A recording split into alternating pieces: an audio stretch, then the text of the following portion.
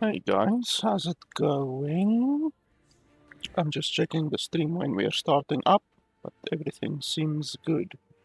So, I haven't played Last Epoch in quite a while, several months, and today we're gonna play it again a little bit. There is a new patch, new update, new season that starts in a little bit less than a month, like around 3 weeks actually. So that is a period where I'm definitely gonna play the game again. But yeah, for now, just want to play the game a little bit. I haven't really decided 100% what build I want to play. I don't really want to play any of my very high characters, any of my very powerful characters. Like this one is level 100, very powerful build with traps. I forgot the name of the traps, but the trap throwing build with the lightning explosions. Don't really want to play that one. This one isn't yet completed. Like this build isn't yet completed. This one is just this was one of my first characters actually, even though this one is definitely one of my first person. This was my very first character. I literally named my characters like 1, 2, 3, and that is how I created them. So this character and this character is probably over 5 years old, honestly. But anyway, I don't really want to play any of my very high level characters, like this one, for instance, character which is very, very powerful. Um, but I tried this one a little bit. This is an erasing strike paladin. I don't really think this one is uh, good yet because it needs a couple of items, and quite honestly, it's too weak. It can kill bosses and everything like that, fine, but my one map I had at 150 corruption, and this character is struggling on 150 corruption, so I need better gear for it, basically. But it is also a very low character, it's only 74, so trying to do 100 or 150 corruption at level 74 is not something that you really should even be attempting, but I just have that high of standards. If a character is level 80 and it can't do 100 or 150 corruption, then in my opinion it's a weak character. So anyway, I also have this one, which was a used a very fast attacking a ruin strike ability. Don't really want to play with that one. This one I pillaged all of the gear from this one, and I gave it to, I think, my Forge Guard, maybe.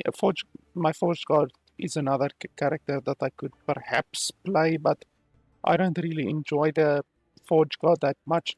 This character I very much enjoy, the Druid, um, where you transform into a Spriggan, and then you cast a bunch of totems on the ground. I actually really, really like this character. It's probably my favorite play style out of all of the characters that I have. We might play this one, maybe. It still has a lot of levels that it can possibly gain. Uh, this one is also pretty fun. This one is a Storm Totem Shaman. Can definitely play that one still. This one uses ballistas, the exploding ballistas, which is very powerful, or it used to be extremely powerful, and then they nerfed the range a little bit, but the range is still very good, and this character can still kill like tier 4 Julra in under like 15 seconds. Like, it's a very powerful character. But basically, I think I'm going to play just to get a little bit into the game again, and basically shake off a little bit of the rust from not having played the game in a couple of months. I'm going to be playing with the Necromancer, which uses a Wraith Lord. It's a Wraith Lord Necromancer. So I'm going to be playing with it a little bit because it's a very brain dead build. It doesn't require any brain at all. So it will allow me to just ease back into the game and the play style of the game a little bit, because I need to remember how to play the game, because if you haven't played a game in several months, then yeah, you can very easily forget all of the important stuff. So let's see. Okay. I can't really remember what gear I was looking for on this character. That's another thing that I will have to remember.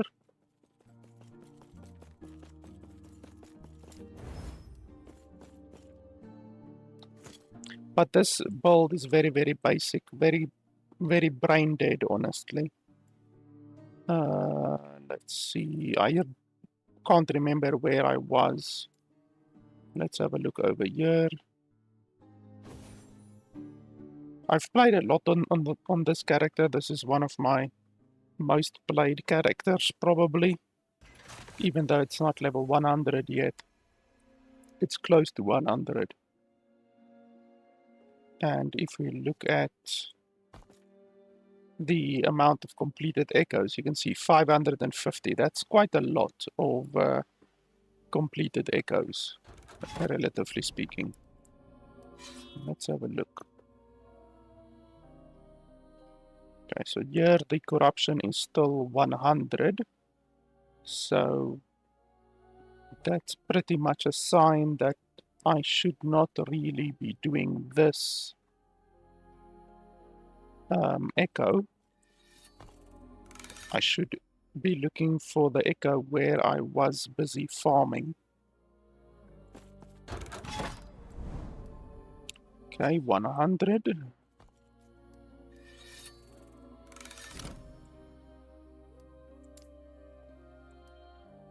I also read the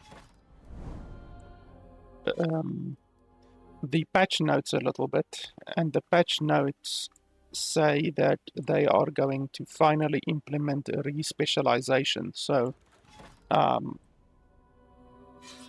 previously you couldn't respecialize your character at all, and now you are going to be able to do that. You're going to be able to basically take a druid and turn the druid into a beastmaster, or turn the beastmaster into a shaman or whatever, you know. And the same with a warlock. You can take warlock, make it into a necromancer or into a lich, you know. So that's something that you weren't able to do previously, which is pretty cool, even though I already have like almost all of the classes. I think I'm missing like 3 different classes, so I already have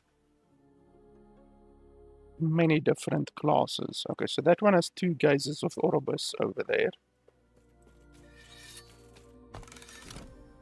On that one. I basically am looking for the one that has the most corruption that I was busy working on.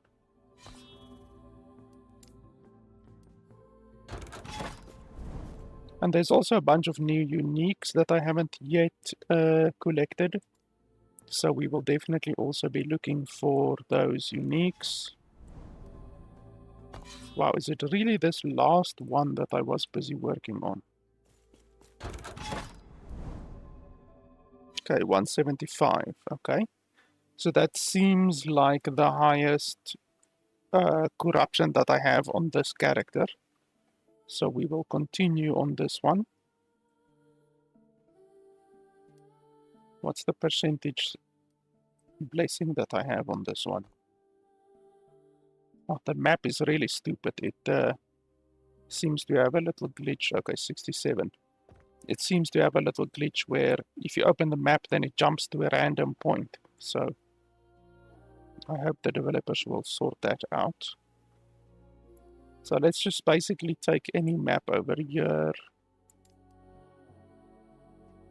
I don't know really what we're aiming for. We're just basically gonna do any nodes that seem good, I guess.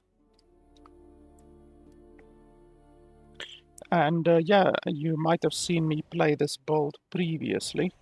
You just summon your Wraith Lord and you buff it with the Dread Shade, and that's really it. The Dread Shade will do all of the killing for you. You just run around and pick up loot. It's a very, very simple build.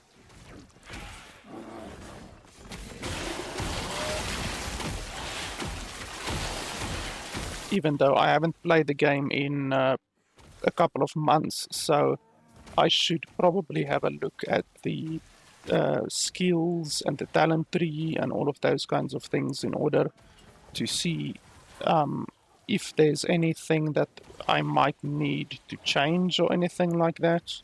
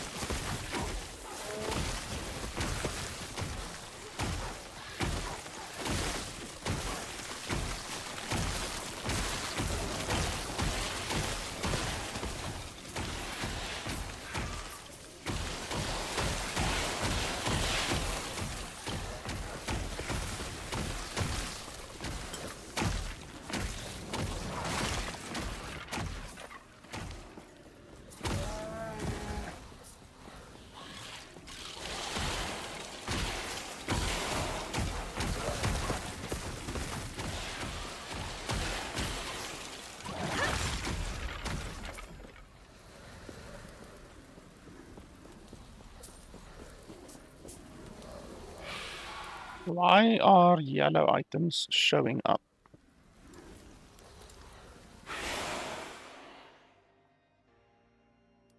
Please tell me. By the way, another thing... Oh yeah, no, yellow items are fine.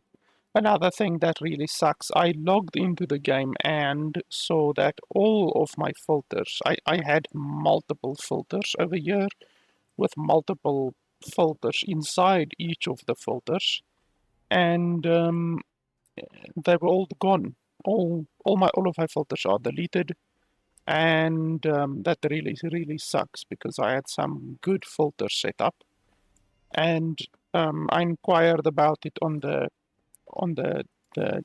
creator Discord, and just no fix, no information basically regarding it. So it seems that it's just something that happens randomly. I found a couple of other people on the Steam forums as well, saying that it has happened to them.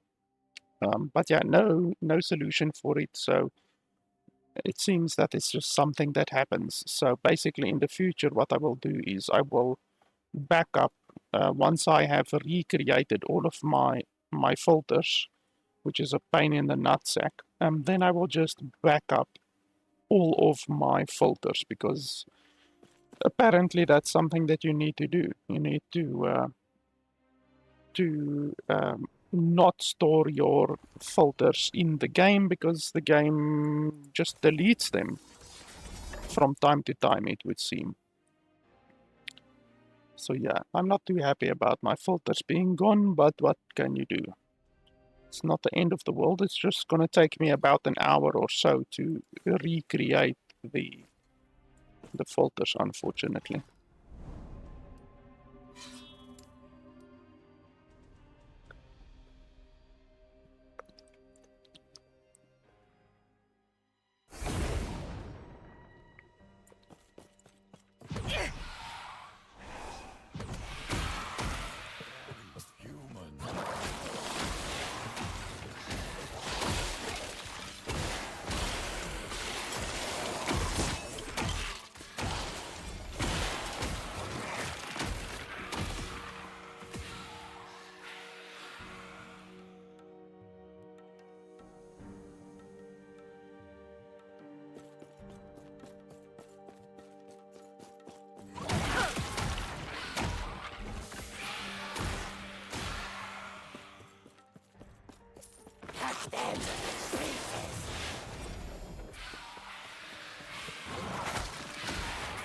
Really, the most important thing when it comes to your filter is that it should show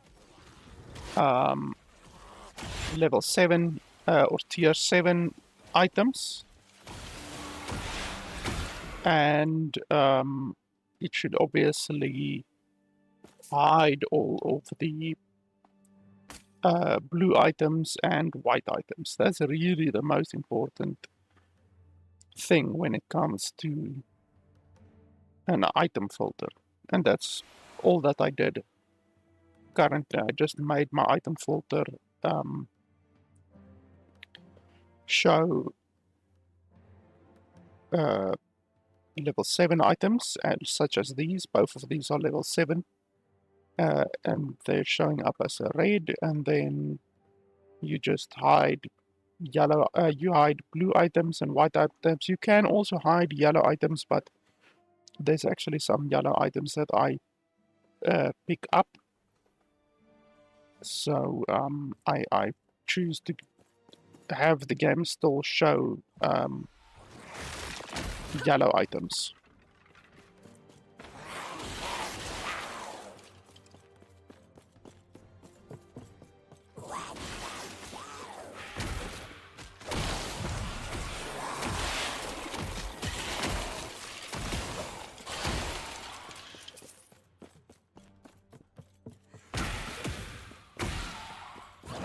I also remember that the AI of the Wraith Lord used to be really terrible.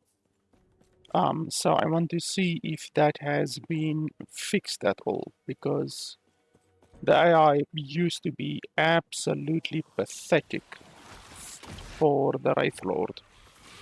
So far, I haven't seen the classic glitch that the Wraith Lord used to do, wherein it runs around in circles. I haven't seen that yet, because it used to be that the Wraith Lord would just run around in circles randomly, which is really irritating. So as long as it doesn't do that anymore, then this build will be totally playable.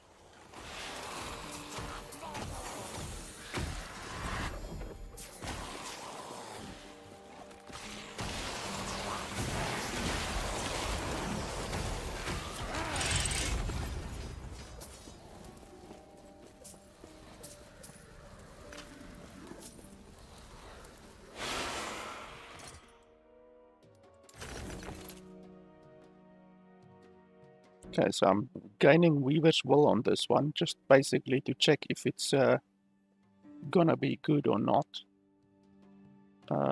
This doesn't seem particularly good. Poison damage we don't benefit from, and fire resistance is not very good. So I will probably be replacing that one.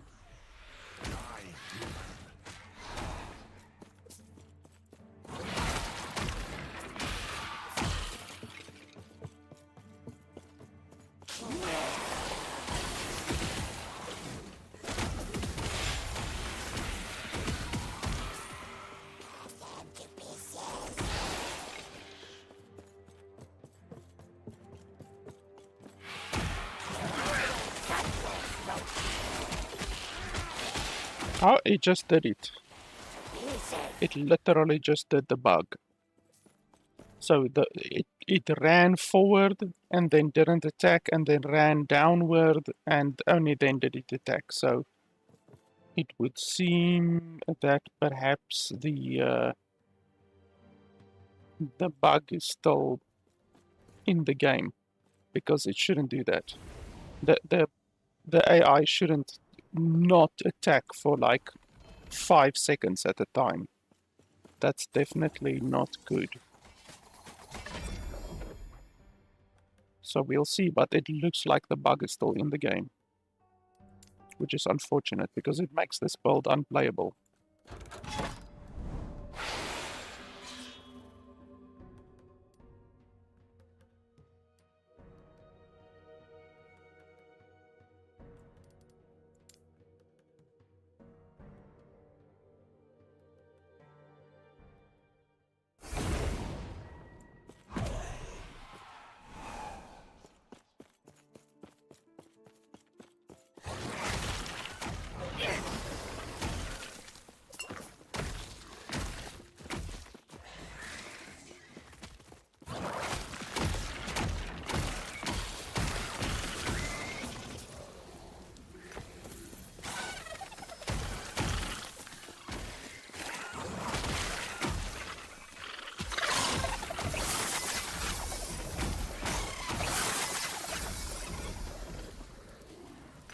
something that I haven't seen before.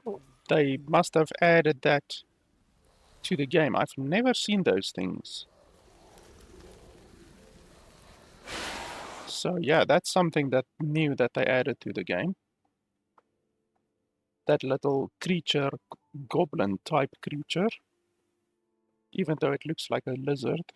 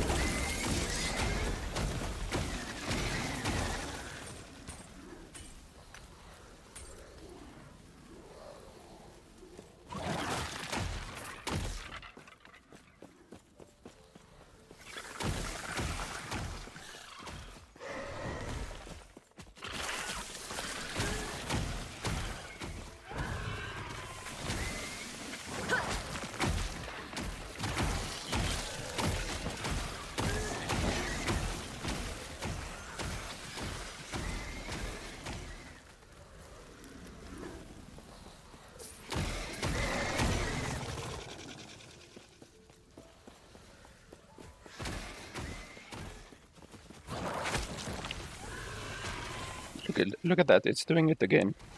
It just did the bug again, where it runs right past you and doesn't attack anyone or anything.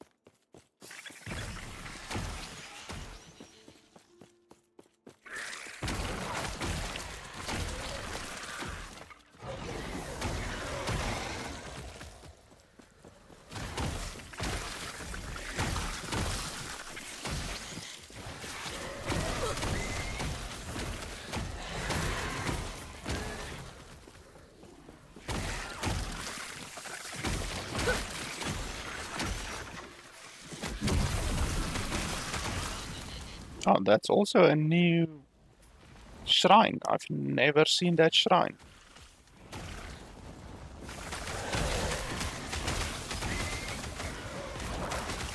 seems there's a couple of things that they've added. It's doing that glitch again, where it doesn't attack. It seems there's several things that they've added to the game that I haven't seen before. But they still haven't fixed the bloody glitch on the Wraith Lord. That's fantastic. This is also a new shrine. I've never seen this shrine. Interesting.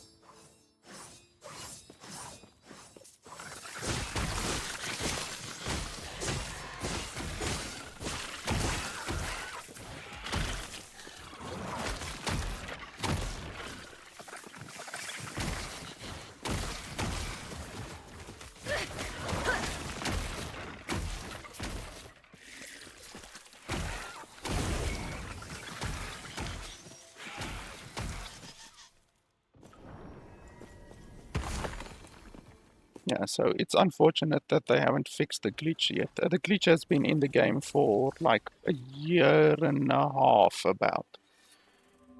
And they still haven't fixed it. Which makes this build, unfortunately, a lot weaker than what it should be. And it's not even a question about power, like, it's just the Wraith doesn't attack. It just simply refuses to attack. Sometimes, for some weird fucking reason. Which is really irritating. Because in a minion build, when your minion decides that it's not going to attack, you obviously lose a giant amount of DPS.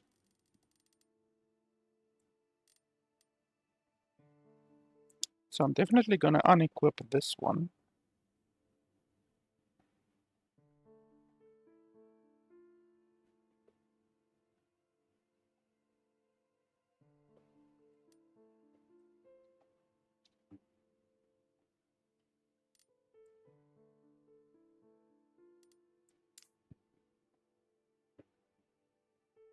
I have more over here that we can test.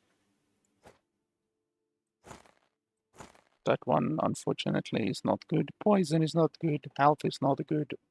Fire resistance is not good. Mana regeneration is nice. But yeah, the rest of the stuff is not good. So we're gonna basically throw that one away.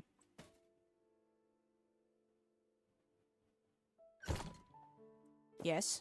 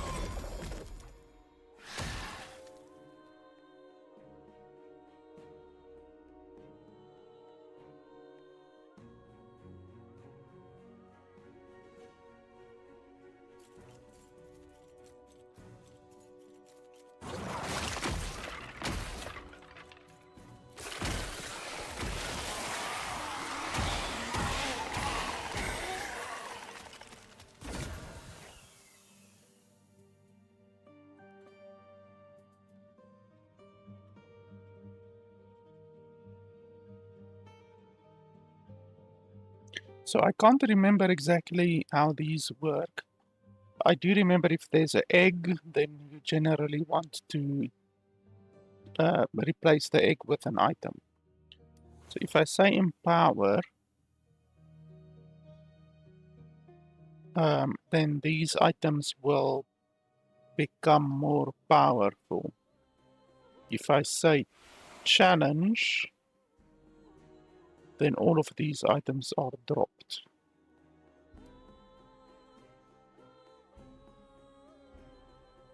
So we can just challenge, and then basically, because I don't want any of these items are weak, then next time we will get better items, hopefully.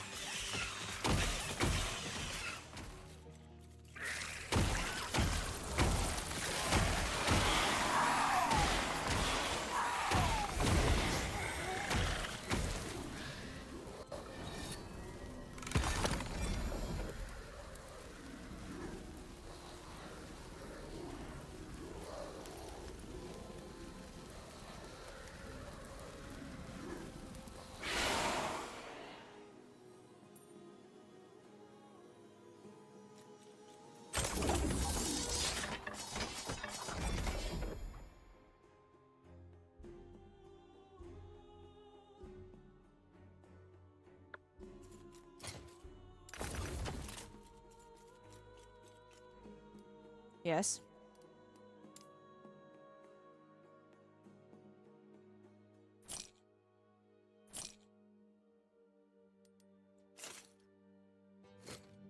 Take care.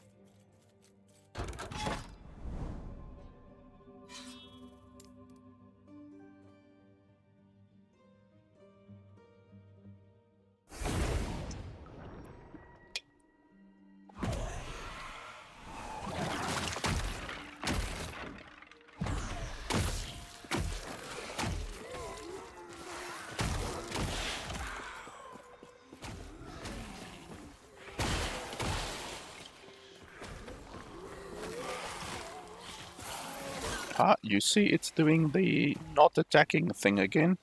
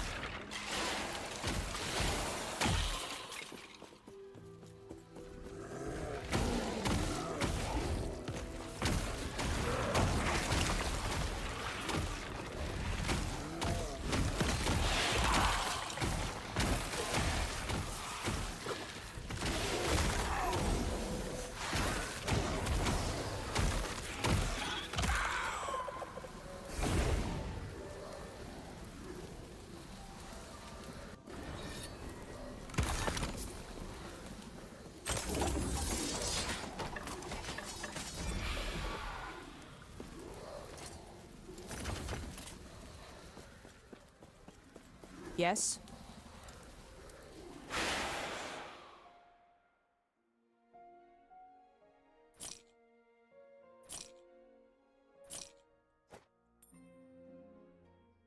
That one is 2 LP. Might be good. How much Take care. does a stash tab cost, by the way?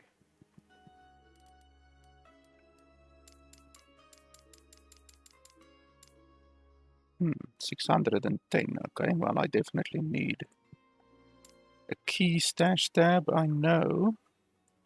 Yeah, I definitely need a key stash tab. I need a lot of stash tabs, but I don't have the money for it currently.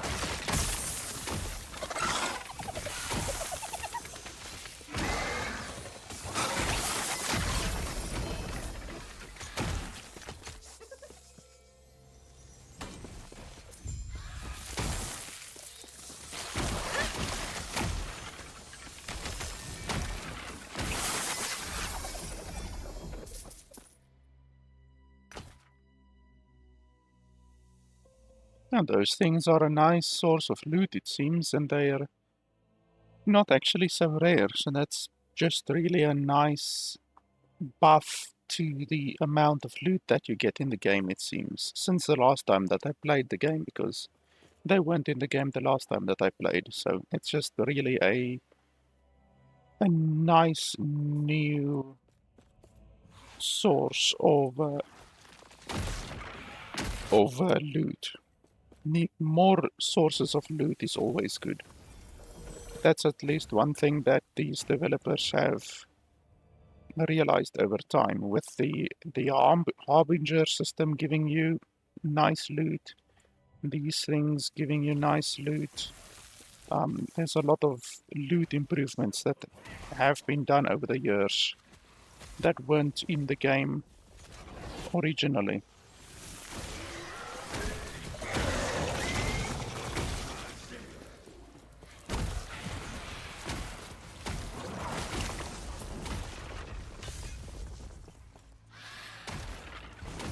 Now, if they can only fix the fact that the Wraith Lord doesn't attack, then that would be super fantastic.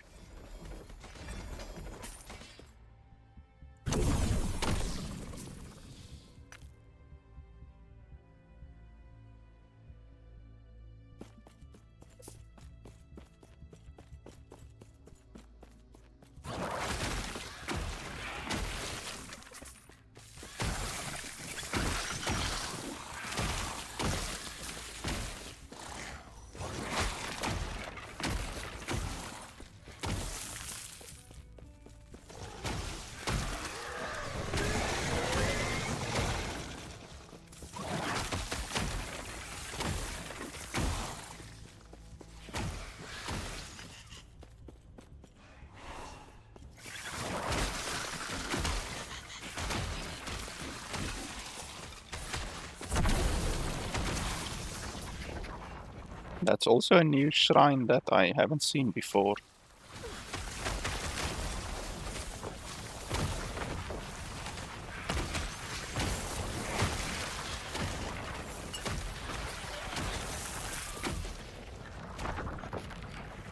doesn't seem to do a lot of damage, to be honest.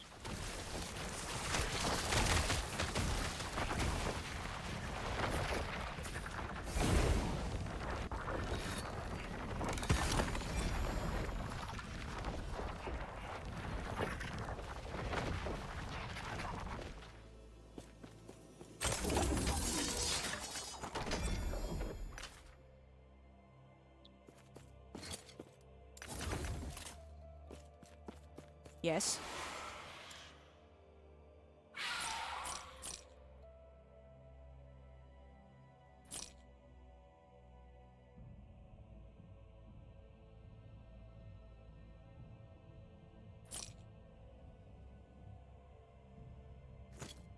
Take care.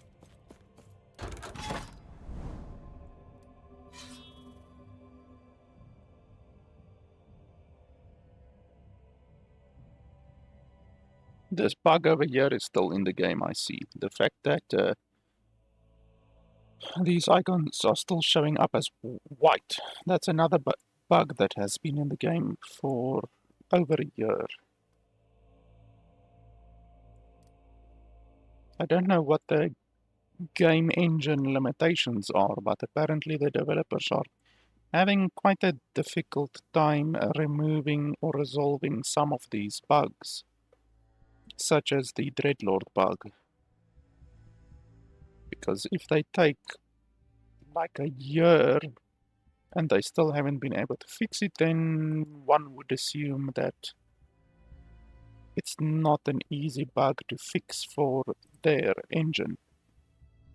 Or they aren't trying, but I'm sure they're trying. I would hope they're trying.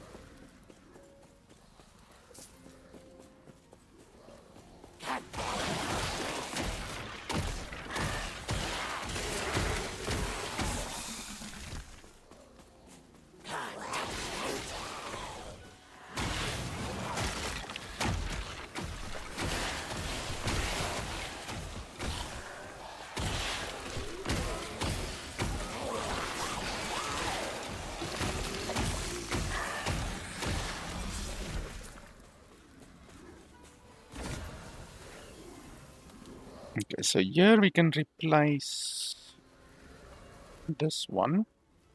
Are there any items that I would want it to replace? I can't remember the limitations. Can replace that lacks Weaver's Will and Legendary Potential. Okay. So I can take this one.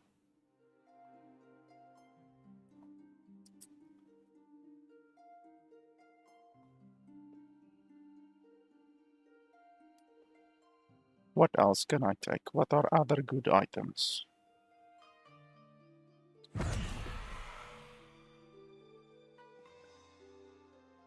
These boots will be nice if I can get some nice stuff on it. Where's the stash? Place. Stash.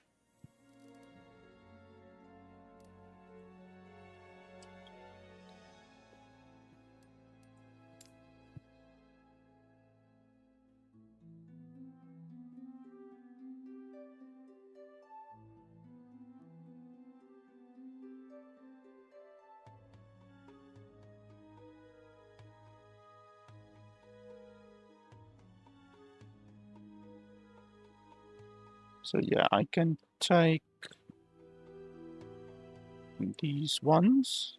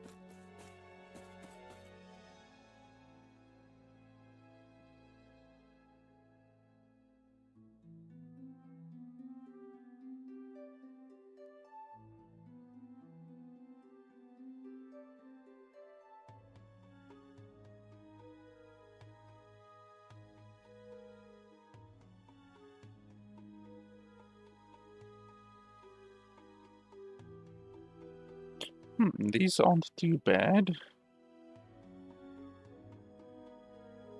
They're not amazing, but they're not too bad.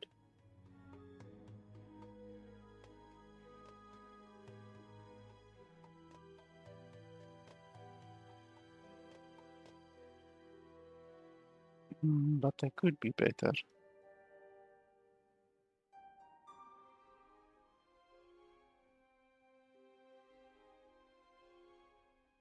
No, it's fine.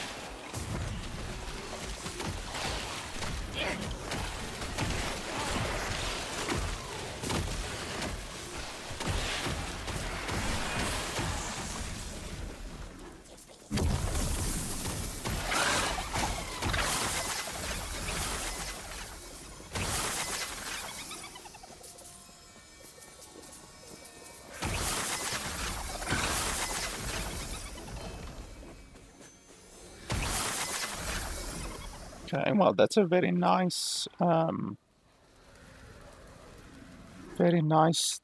shrine.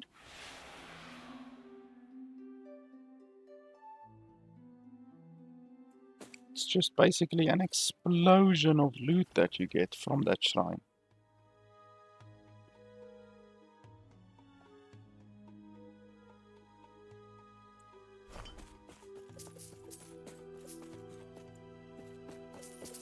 So much loot that your screen is actually just filled up with loot. That's not something to complain about.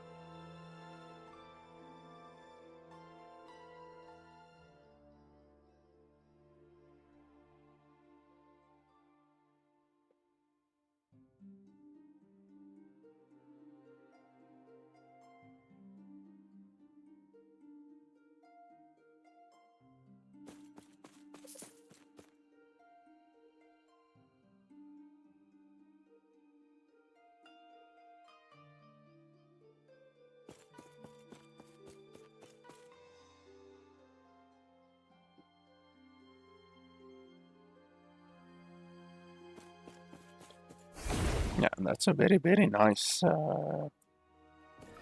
shrine.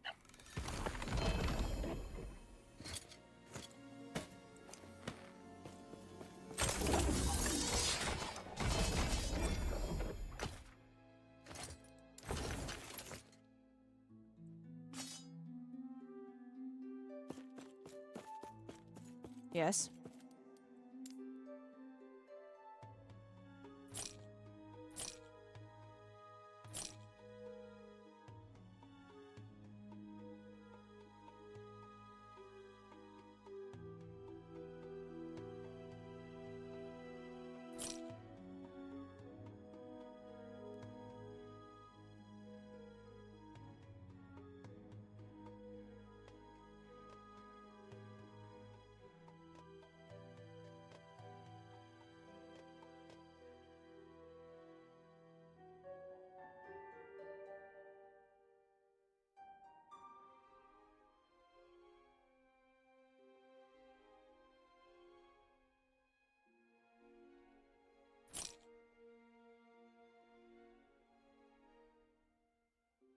Take care.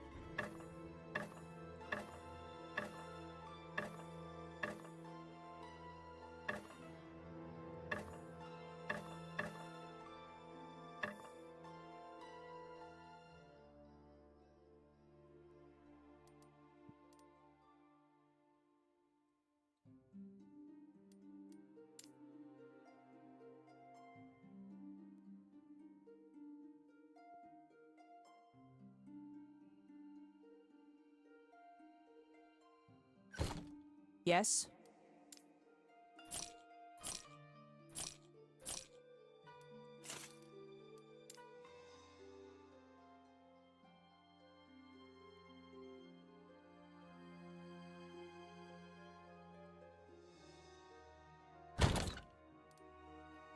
The game still lags when you're opening your stash as well.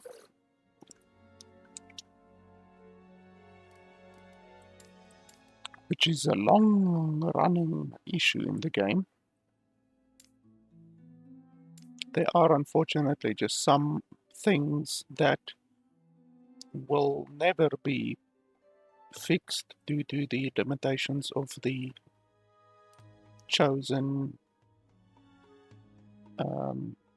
game engine. So some things you just can't fix.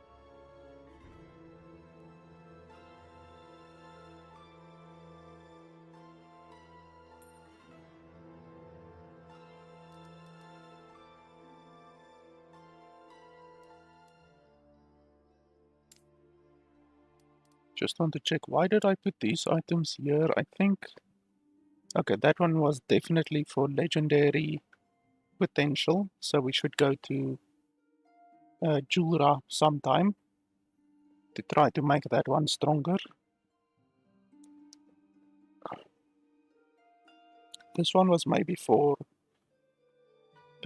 Nemesis imprinting. That one was for Jura.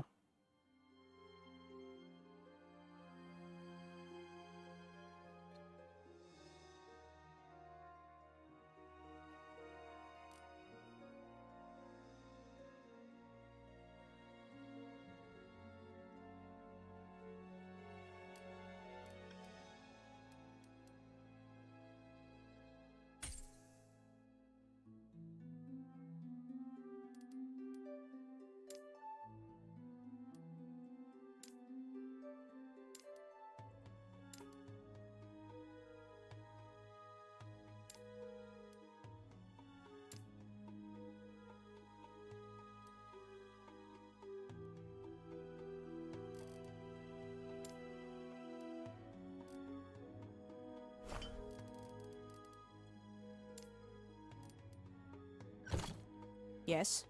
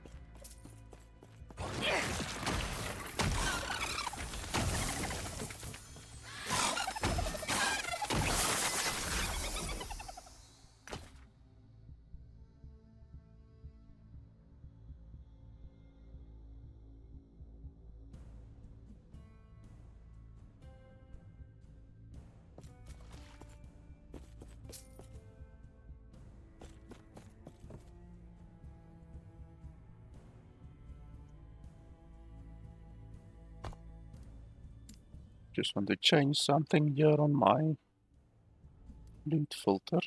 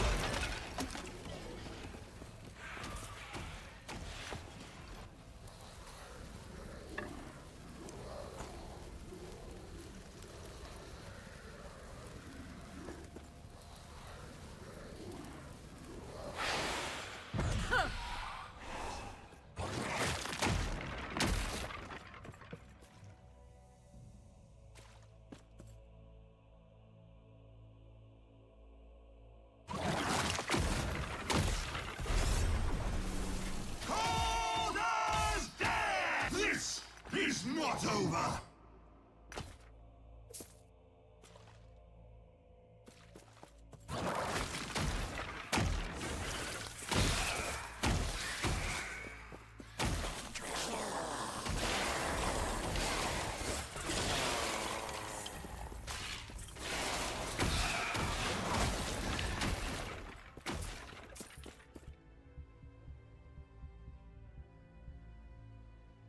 Wow, level 7 blind, level 7 ignite. That's pretty good. The forging potential isn't that good, but we should be able to make something of that. That one has very low elemental resistance on the base.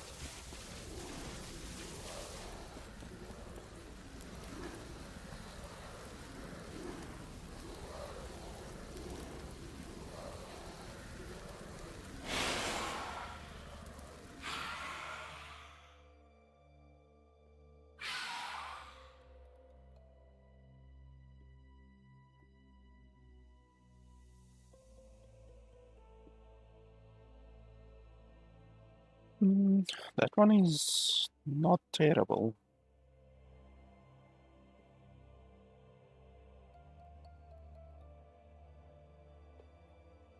No, I'm not gonna take it.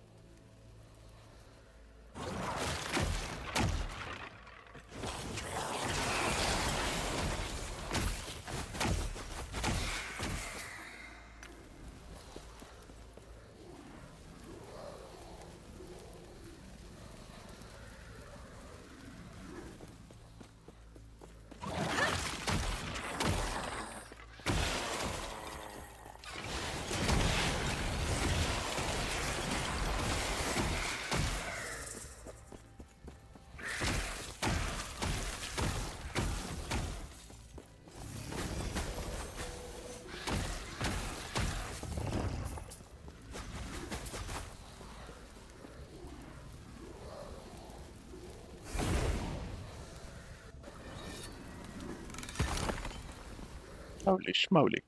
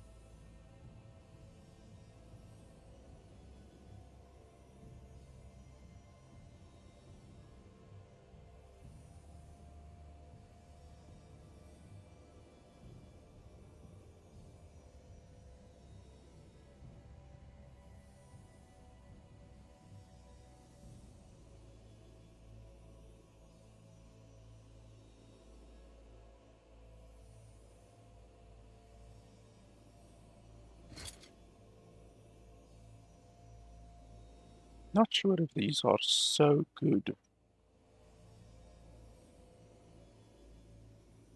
I guess it'll be good for volcanic orb. But this one is counterintuitive because volcanic orb is usually only able to do fire damage or um, frozen damage. I don't believe you can make a volcanic orb into a lightning damage orb. So because this thing gives lightning damage and then empowers the volcanic orb as well, you're not going to be able to benefit from both of them, I don't think. I really don't think it's possible to make a lightning volcanic orb.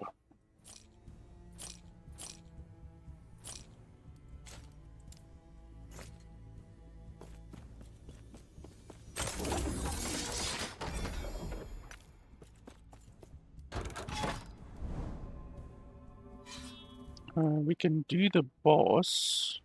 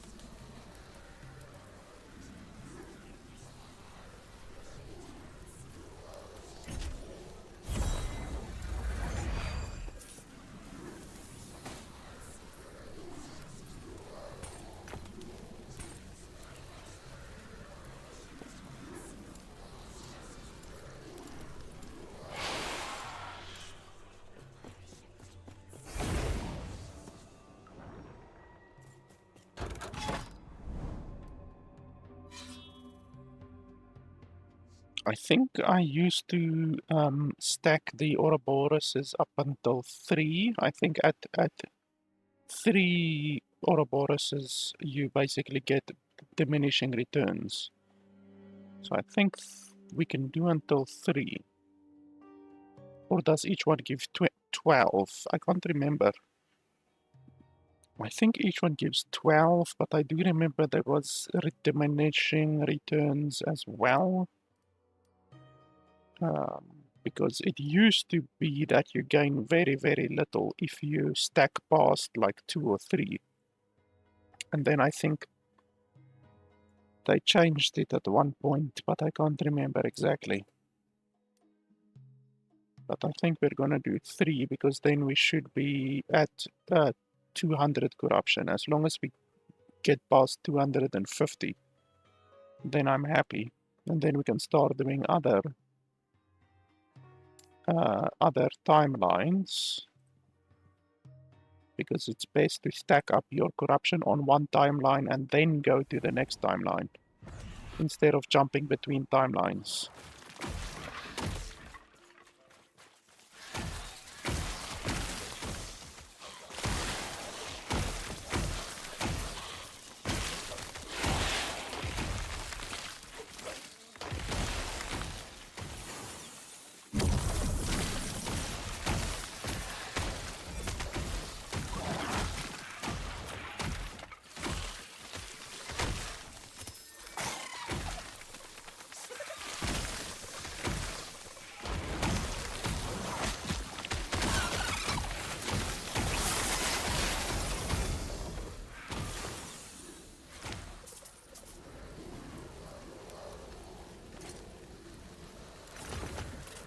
So this one is showing up as orange.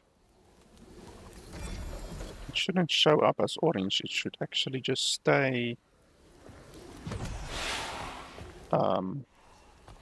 purple, because it is purple.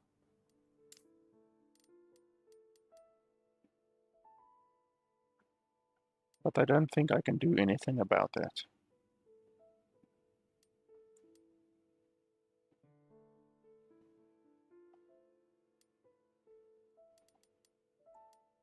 Yeah, it's always going to show up as purple.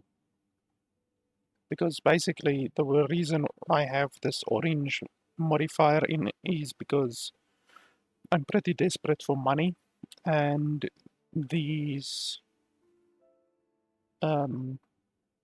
amulets, some of these amulets sell for upwards of like 500, 600 gold. Not these ones, not these turquoise ones. I should actually remove the turquoise one.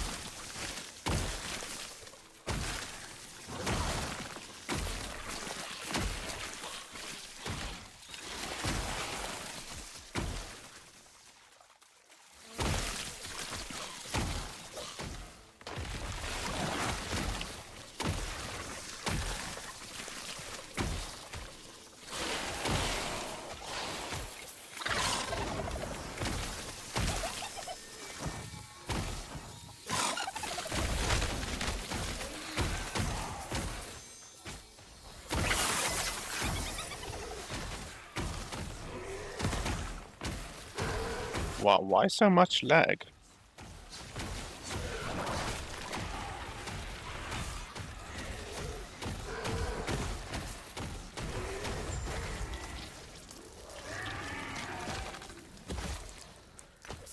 There was a lot of lag there.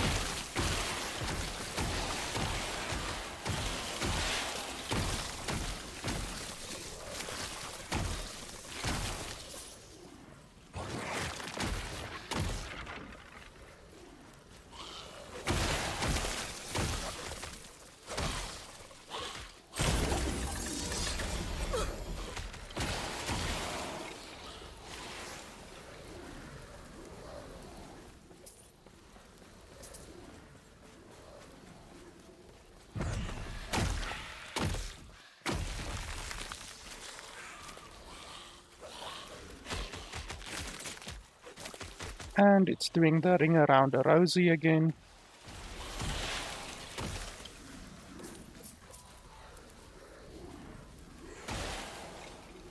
You've got to love it when it does the ring around a rosy.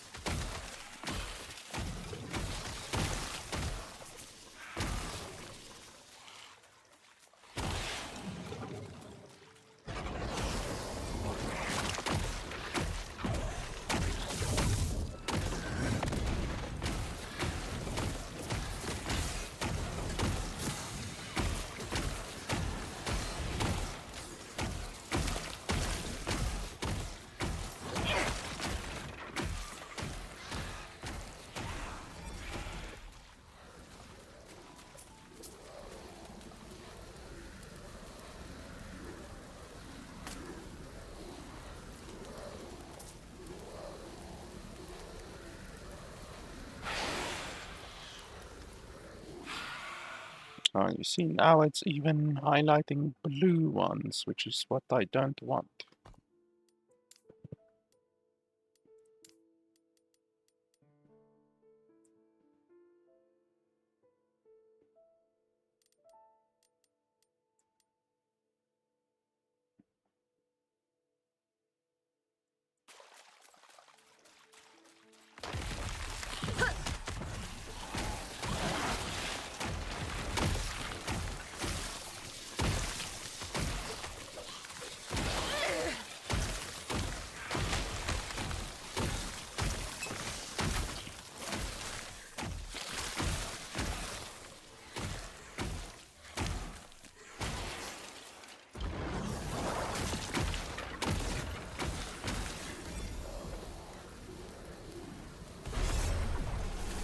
Cold as death!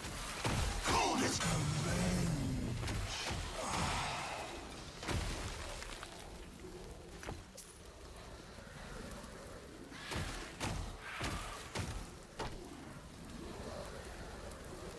So unfortunately it didn't make these boots any more powerful. It just added one LP to them, which I actually wanted them to be more powerful. So that's unfortunate, but not the end of the world, I guess.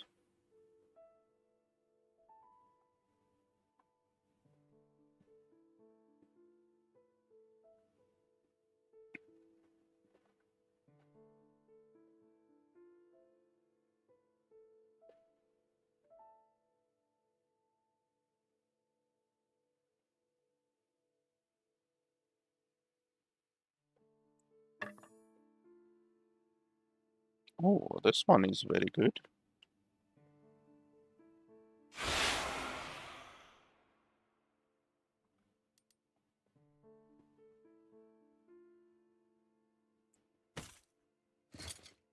The 102% fire resistance is not good.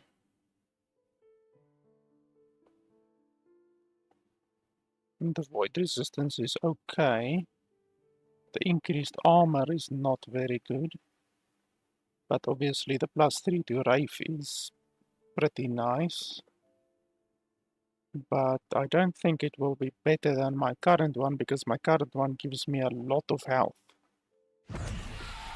So if you look at my health, it goes from 6,000 essentially. And if I unequip this one,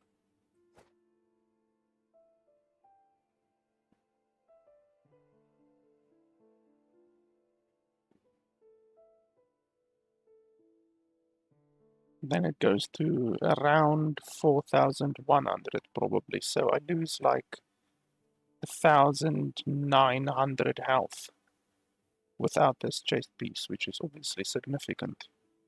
It's basically like a 30% reduction in health.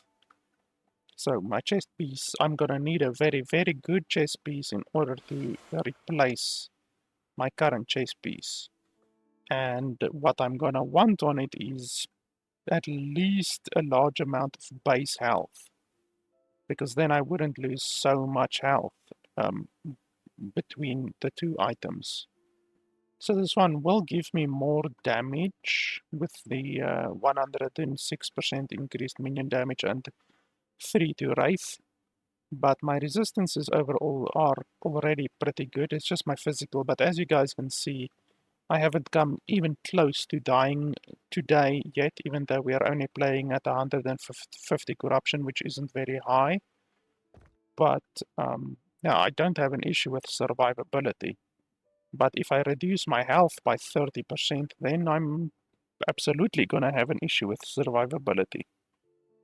So this is a nice chest piece, but the fact that the fire resistance, you know, if that fire resistance tier 7 was health tier 7, then I absolutely would have used this one. Let's see, tier 6.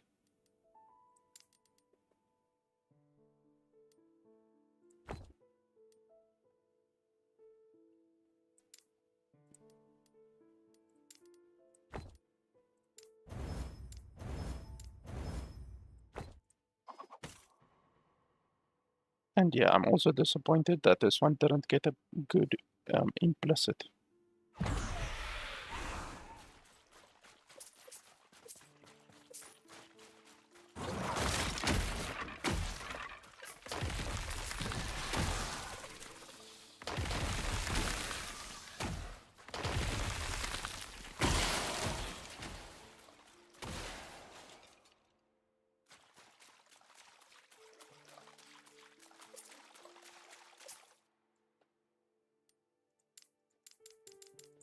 Why can't you zoom out more? The map feels extremely zoomed in. You should be able to zoom out a little bit more.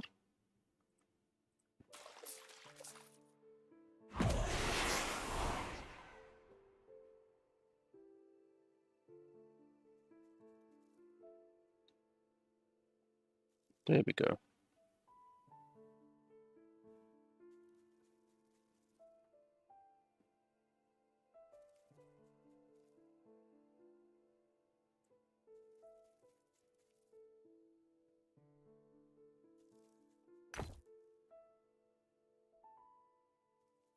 You see, like this amulet is 600.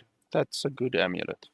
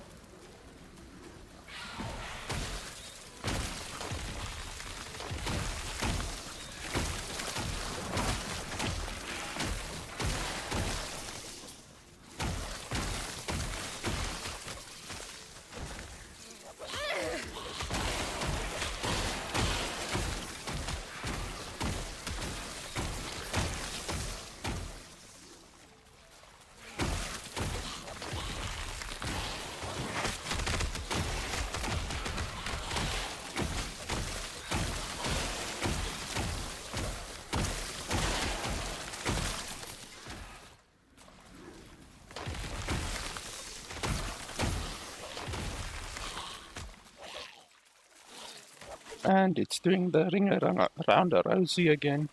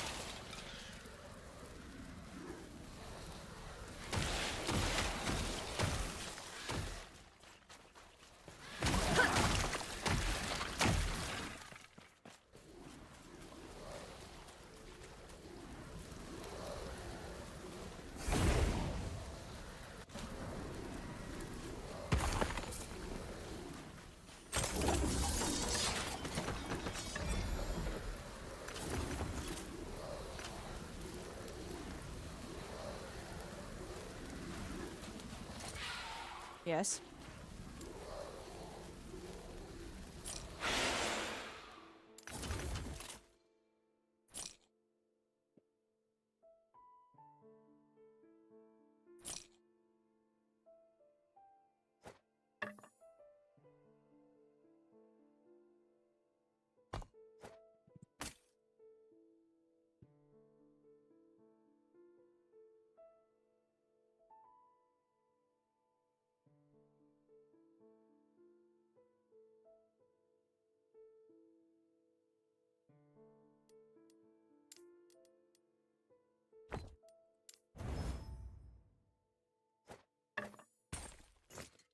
Take care.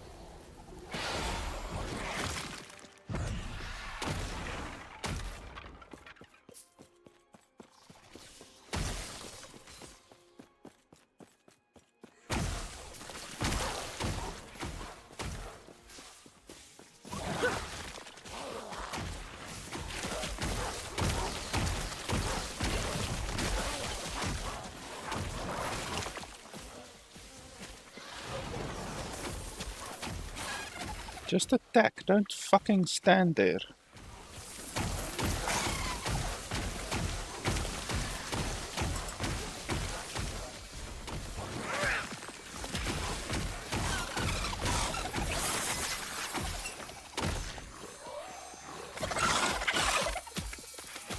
Attack, you bastard.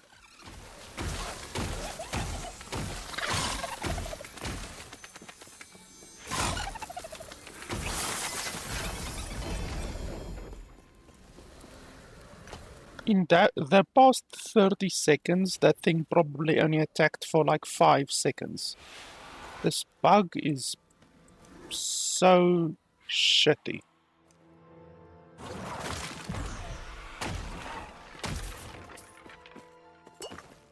Almost killed me there just because of a bug that has been in the game for over a year.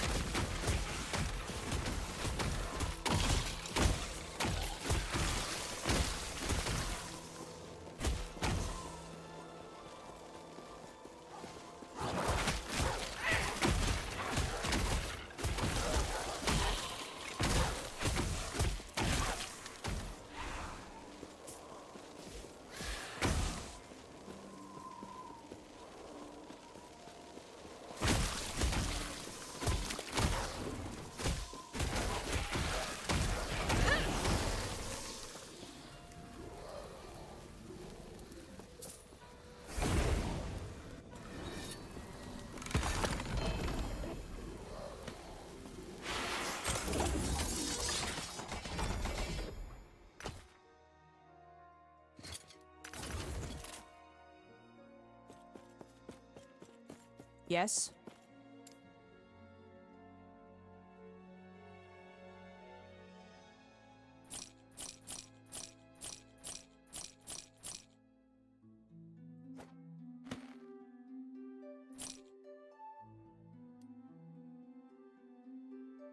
Take care.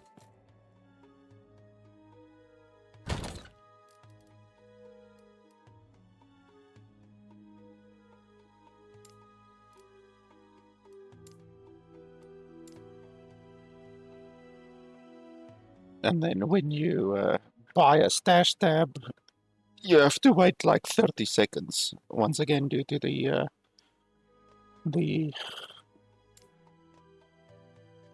game engine.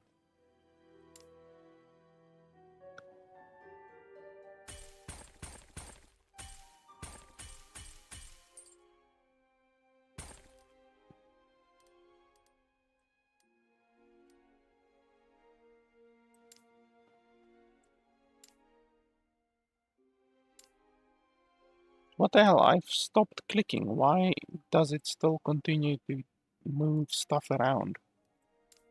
And I moved that one over there. Why isn't it over there?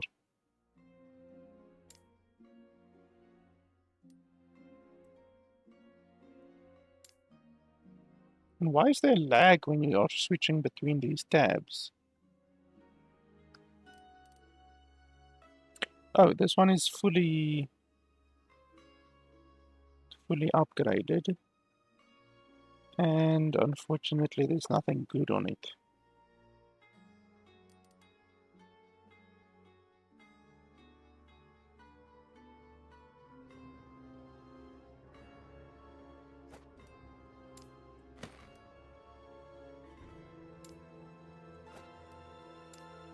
Look at that. Every time that I switch between these tabs, there's lag, like noticeable lag. Why? Look at that, like a 3-second delay between switching. What the hell? Okay, so this one...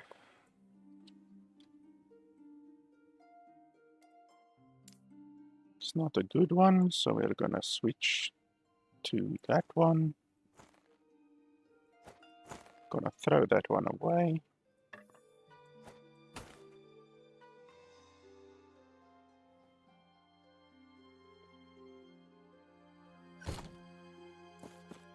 Yes.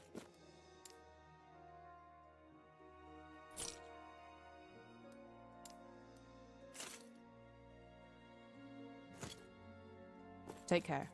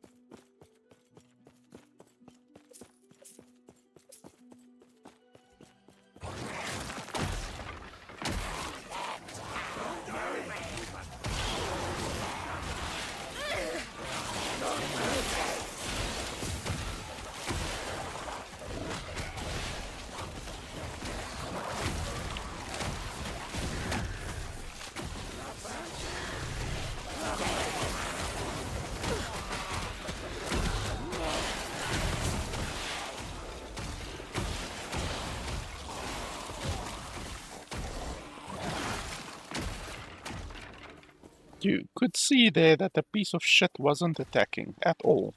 It was just standing there, once again.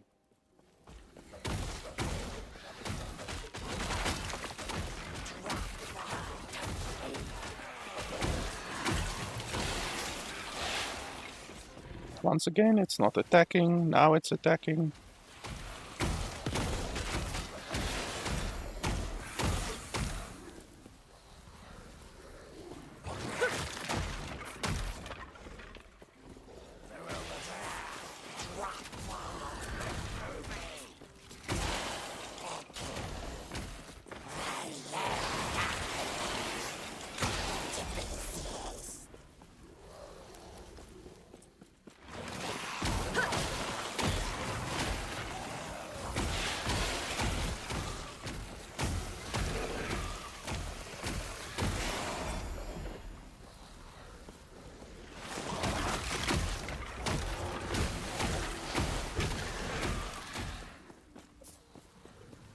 You're dead!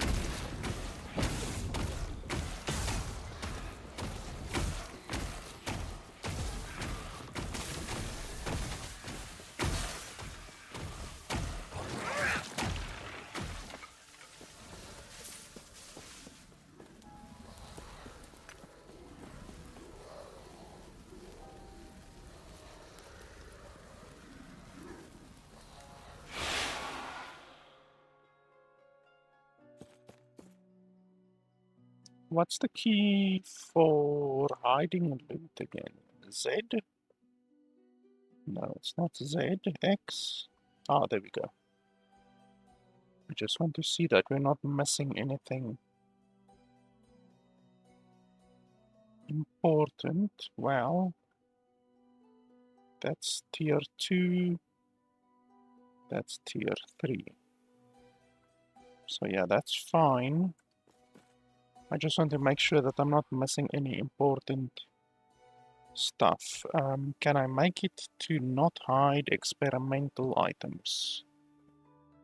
I think so.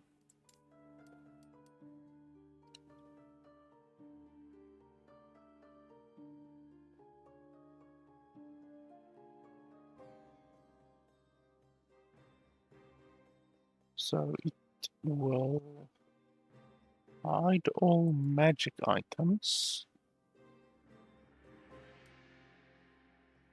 But how do I tell it to not hide experimental items?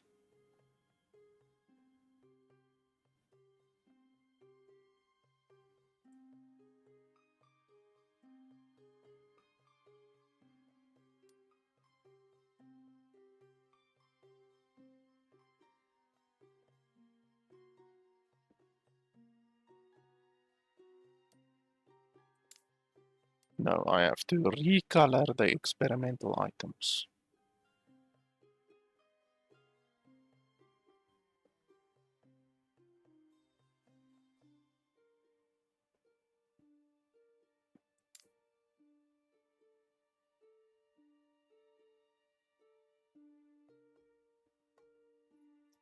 So this highlights all tier 7 items.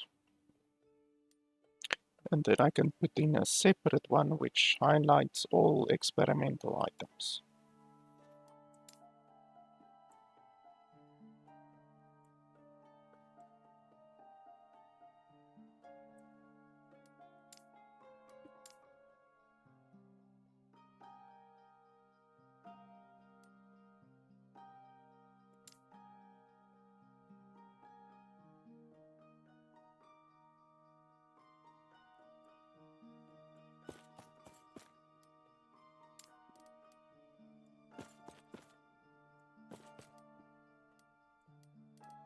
Yeah, so basically like that. So it's still hiding all blue items, but now it's not hiding experimental items.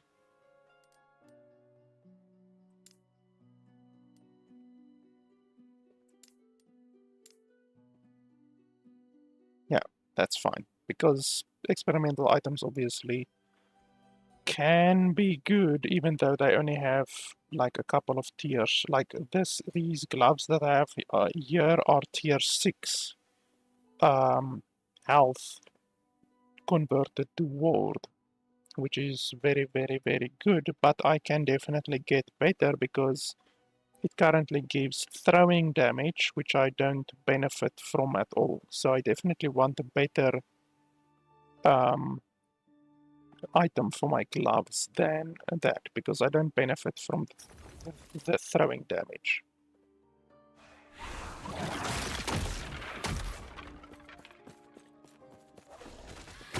Cut them to pieces.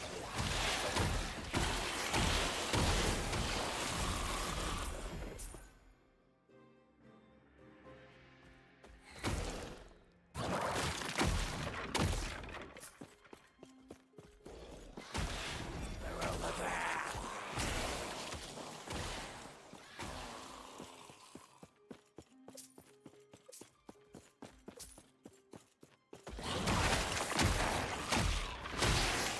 Cut them to pieces.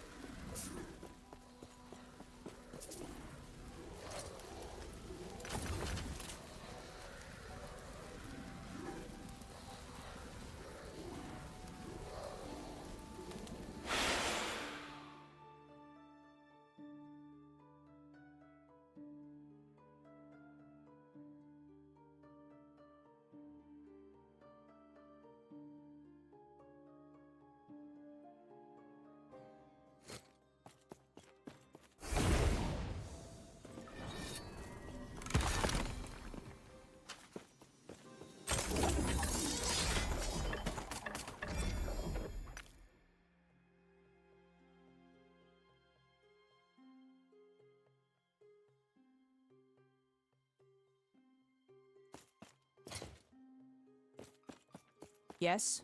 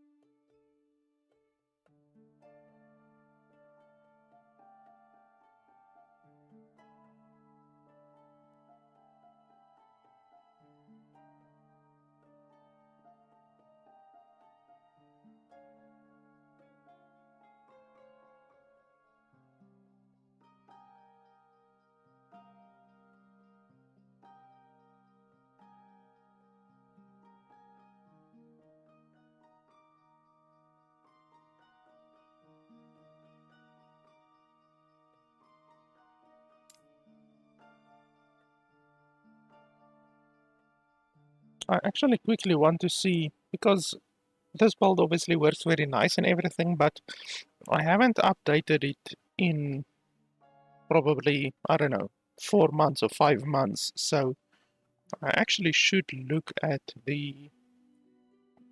um, the contemporary builds that were created in the past month or two, because there might be some changes that obviously have been implemented since the last time that I played on this build, and that could potentially increase our damage, or maybe even fix the fact that the bloody Wraith does the ring around a rosy bullshit. So let me quickly have a look here if we can perhaps find some kind of a fix for that.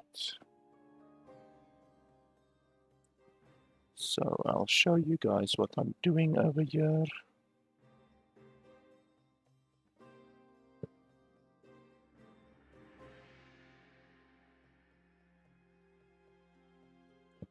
Also, why is the stream dropping a little bit of frames? That's not good.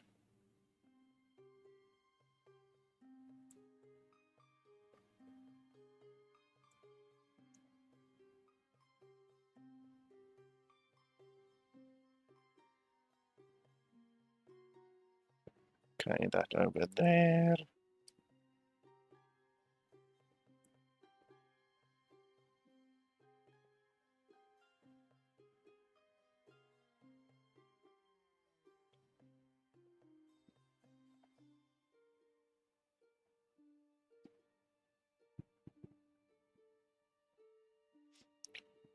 Okay, then let's have a look.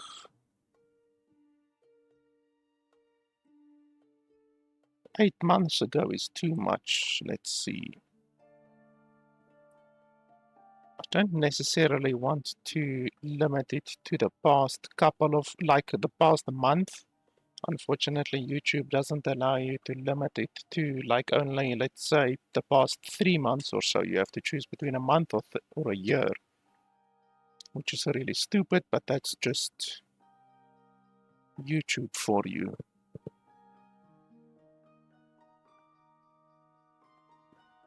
So I'm looking for one that's not too long ago. Holy crap. 2,200 corruption. Okay, let's see what this guy is saying over here. So he was nice enough to list the planner over here.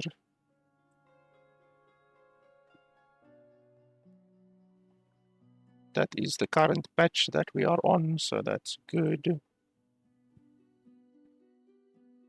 So if you look, he's using a lot of the same gear as I am. So I already have that. I have that, even though I don't have the +4 to summon Wraith on the chest. That would be a goal that we can definitely aim for. Let's have a look just quickly at the skills that he chose. So the differences between his skills and my skills. So Wraith Lord, there's the one that we actually want to look at. So if we look at his versus mine, he has chosen this one over here. Wraith Lords cannot move. Okay, so that is something that I am aware of. But the problem is that's a lot worse for mapping. For mapping, that's a lot worse. So if you want to kill a boss very, very quickly, like Jura or any of those bosses, then you can definitely activate this Lotus of Death. But for mapping, it's not good at all. So he has exactly that, the same as what I do. And then over here, he has one into that one, which increases the health that I have, which won't be very beneficial. And then that one over there, that one over there. Flame Array. But I don't think the Wraith Lord will actually be affected by that, to be honest. So that. So his talent tree for the Wraith Lord is pretty much exactly the same as mine is, except he has these the Flame Wraith over here selected, but I think he's literally only doing that for the 10% added damage, which isn't a big benefit. And we need to remember he has like a level 26 Wraith, where I only have a level 22 Wraith. So he has 4 additional skill points which he can spend on something which I don't have. So we can do this one over here. That's not an issue because I do have 1 skill point remaining. So pretty much his Wraith setup is exactly the same as my Wraith setup. Then the Infernal Shade looks a lot different than mine. So let's have a look at the Infernal Shade. So that's the Infernal Shade.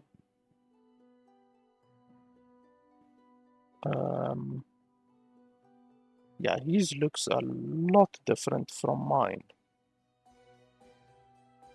So he has chosen 2 in that and 2 in that. But why would you take increased duration if you already have infinite duration over a year?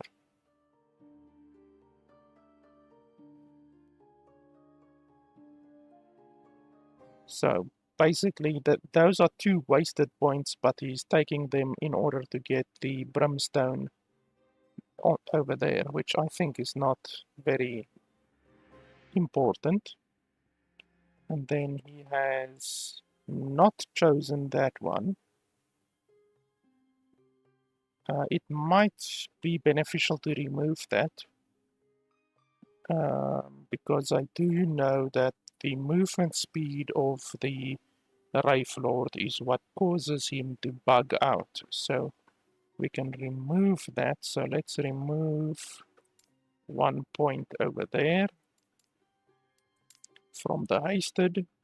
It's unfortunate that we have to do that, just due to the fact that the developers haven't fixed the Wraith Lord, the interaction with the speed and all of that. It would be nice if it was completely fixed.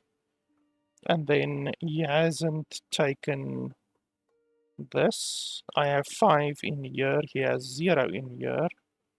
So Infernal Shade deals more damage but has reduced duration. Well, that's not bad because we already have infinite duration. So instead of taking the essentially 100% added damage over here, he instead opted to go this route over here to the top. So 80% increased ignite chance, 20% fire penetration, fire damage to physical damage. So Infernal Shade's base fire damage is converted to physical. Consequently, this damage scales with increased physical damage, not fire damage. All ignite chance on this tree turns to bleed chance, and then a bunch of armor shred. I don't know how much armor shred that will actually add up to at the end of the day, to be honest. I don't think it will add to a lot of armor shred, really, because the Dreadshade doesn't attack very fast. So I can't see that we even get more than, honestly, 50 shred stacks on a boss, probably. But we can test it. We can definitely test it. And then over here, he doesn't have this. Blaze Shade deals more damage, but has a shorter duration. So, in my opinion, my Dread Shade, my Infernal Shade is stronger than his Infernal Shade choices because he loses 100 damage over a year, and he loses another 150 damage over a year. But okay, if he thinks it's better, then we can try it.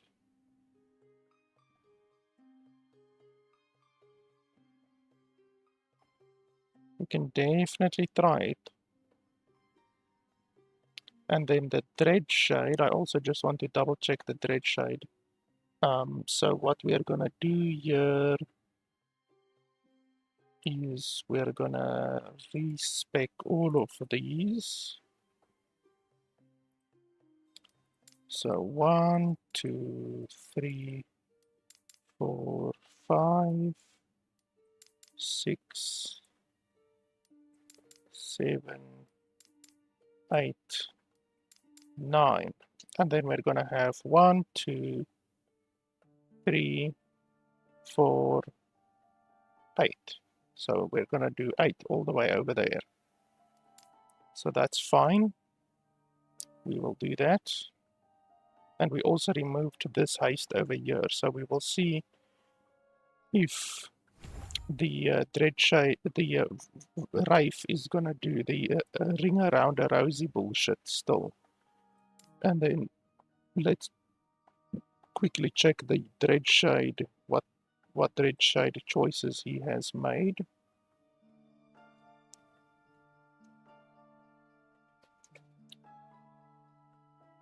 So Dreadshade now roots the target dominion and causes it to taunt nearby enemies. I'm definitely not going to do that.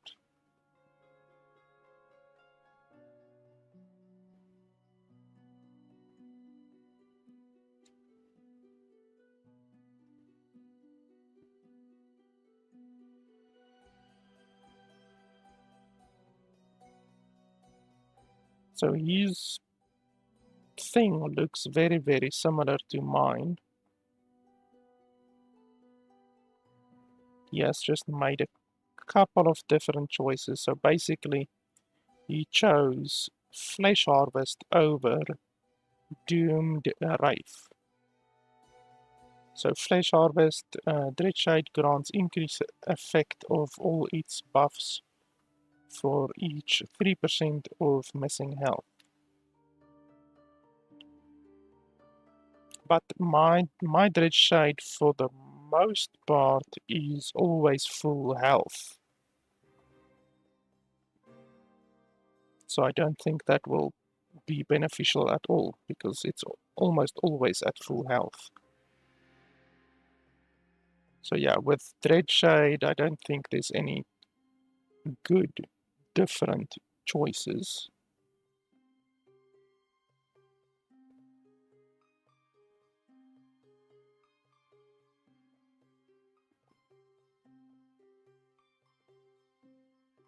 And the Dreadshade does last infinitely, as far as I can remember.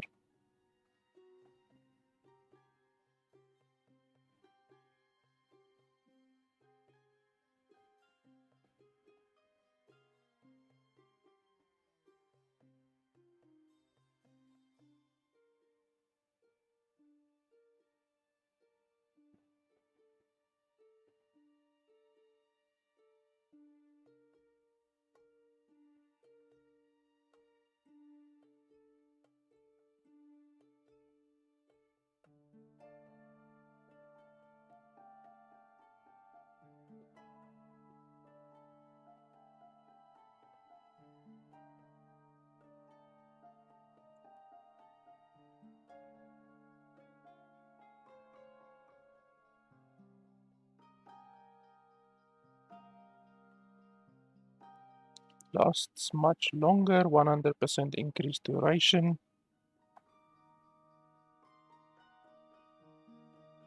So what's the actual duration then?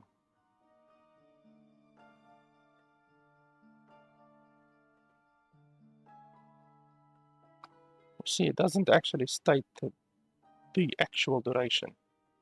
I actually assumed that it was infinite duration, the same as the Infernal Shade was. But it might not be infinite duration.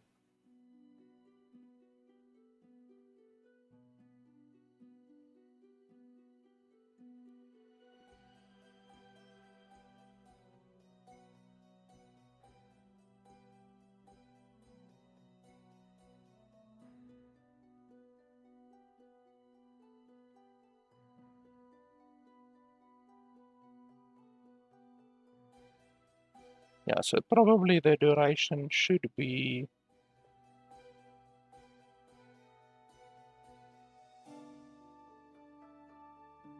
how long? It doesn't even say. Expires after 20 seconds. Okay. So 20 seconds will then become 40 seconds with the Lone Watcher increase. Okay, that's something that I actually forgot. I just assumed that the Dread Shade was infinite duration, but apparently not.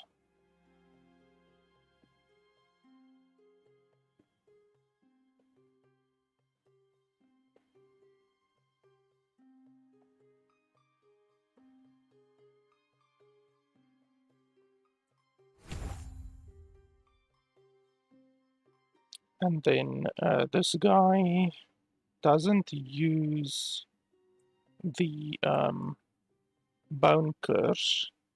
He instead uses transplant, obviously for movement. Um, and then he also uses volatile zombie, the same as what I do. So transplant is the only different choice that he made. And transplant will help with movement, but I don't really have an issue with movement.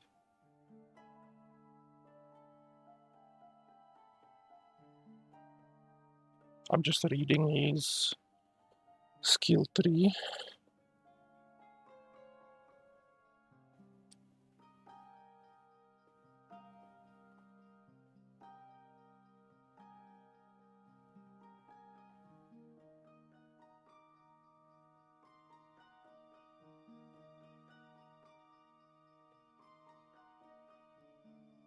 Yeah, so I'm not gonna take transplant because then I don't have a reliable way to give my Wraith Lord more power.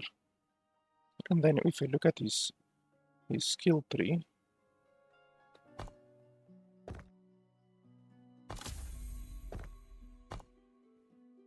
how do you get to the skill tree again? P. Okay, there we go. So the choices that he made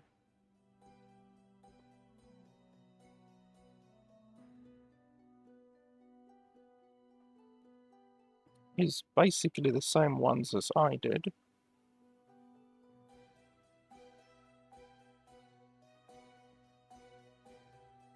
Basically.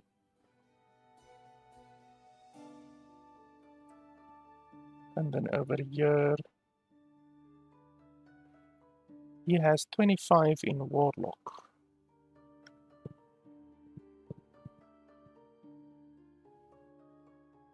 So if you look over here, he has 5 into Dark Protections, which gives 25 ward per second. And then less damage taken per curse on target.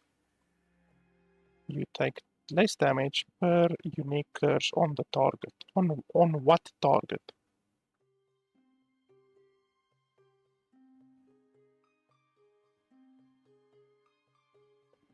And curse, what are curses actually? Curse, let's have a look over here.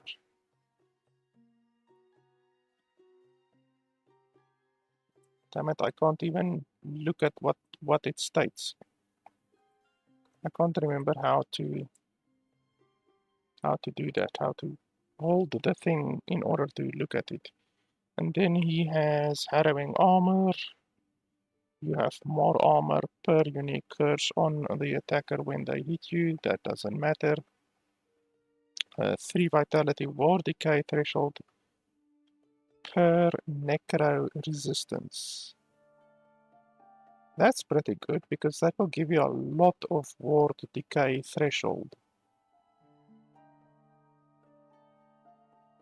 Ward decay threshold, but that's not ward retention. That's ward decay threshold.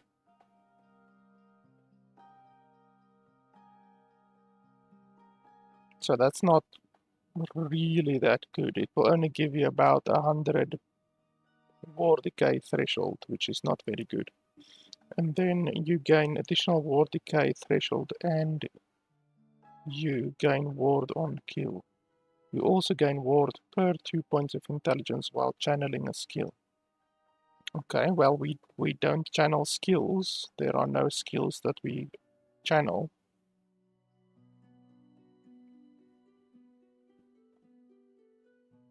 You gain additional mana per point of intelligence. That's not useful because we never care about mana with our build. And then you deal increased fire damage and have a chance to ignite. You deal increased necrotic, have a chance to be damned. And then it also applies it to minions. So your minions will also do more 30% more necrotic damage and fire damage and 30% ignite chance and damned chance, which isn't bad. But yeah, I don't understand why you took these. It will give you a very small amount of survivability. Really not a huge amount of survivability. And then over here in the Necromancer tree, let's have a look what differences he has over here.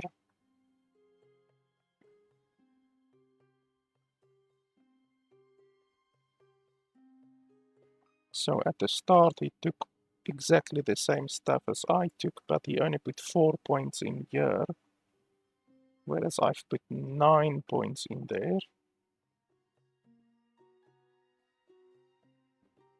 And then he put 7 in here, which increases your own health and reduces your minions' health. That's not bad. 21% increased health is good. It's a lot of extra health. And then he didn't take this at all. When you cast a spell, you sacrifice 5% of your current health to grant your minions haste.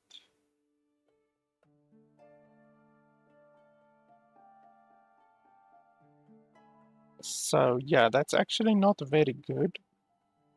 I will remove that. And then I chose 5 in here and 2 in here as well, which he did not do. But obviously, as I already said, he took a lot of his stuff and put it over into the Warlock tree, which I'm not going to do. But I will remove these 5 points over here from Veins of Malice. I will remove that. And then I can get a lot of extra health over here as well. Even though, as I already said, my health is good. My health is really... I don't have an issue with my health in the slightest. But okay, so overall my build is very, very similar to this guy's build. And this guy was able to reach 2000 corruption, even though obviously that takes hundreds and hundreds of hours of playing on a single character, which I'm not gonna do on a single character. I spread my playtime out much, much more. And then if we look at his actual gear, so we need to go back to town just to reinvest a couple of points quickly.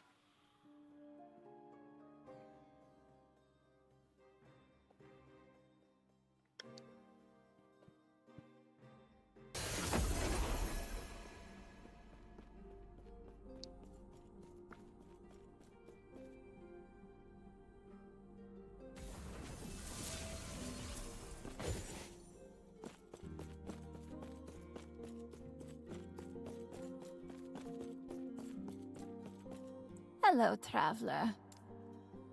So these 5 I will remove. It's bloody expensive.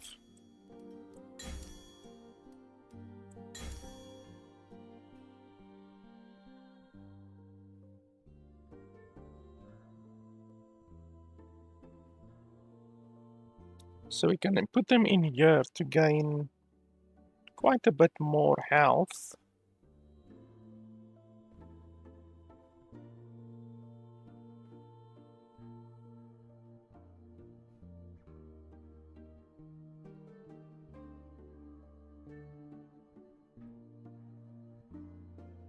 This gives 100% minion critical strike chance.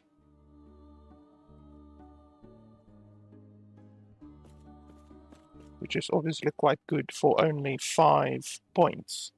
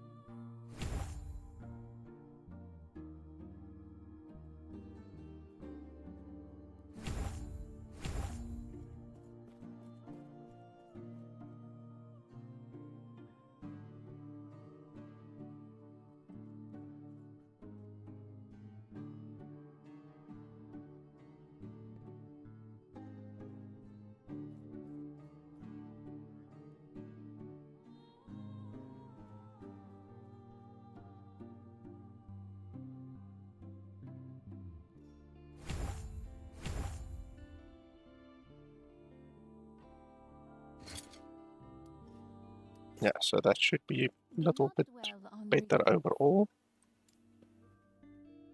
Not a huge amount, but a little bit.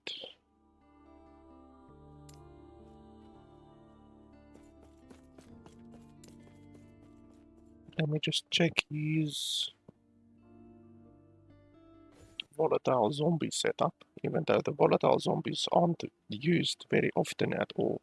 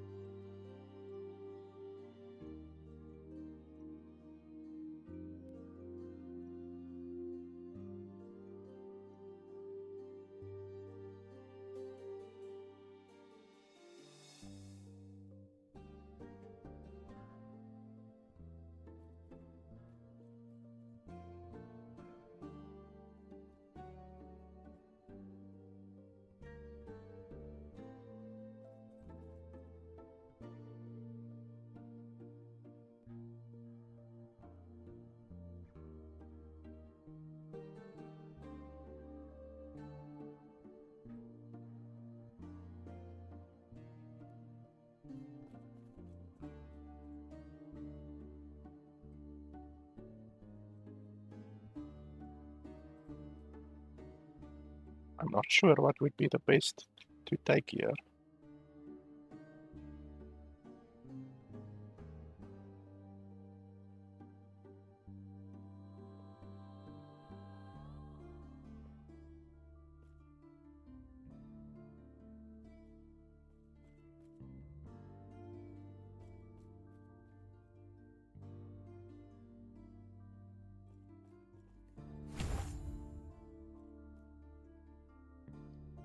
Okay, and then we quickly look at our items. So he has the same boots as what I do,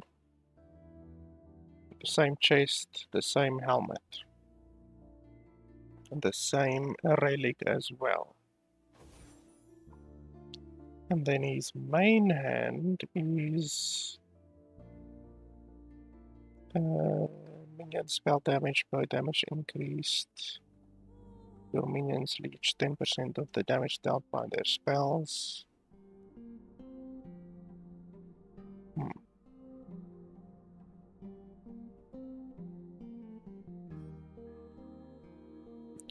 Okay, so he has this item, which is a very low item, very low level item, but I do have this item. But then obviously he has minion spell damage and minion necrotic penetration imbued upon it, which mine currently does a lot of minion spell damage. I will show you guys in just a second, and minion necrotic penetration as well.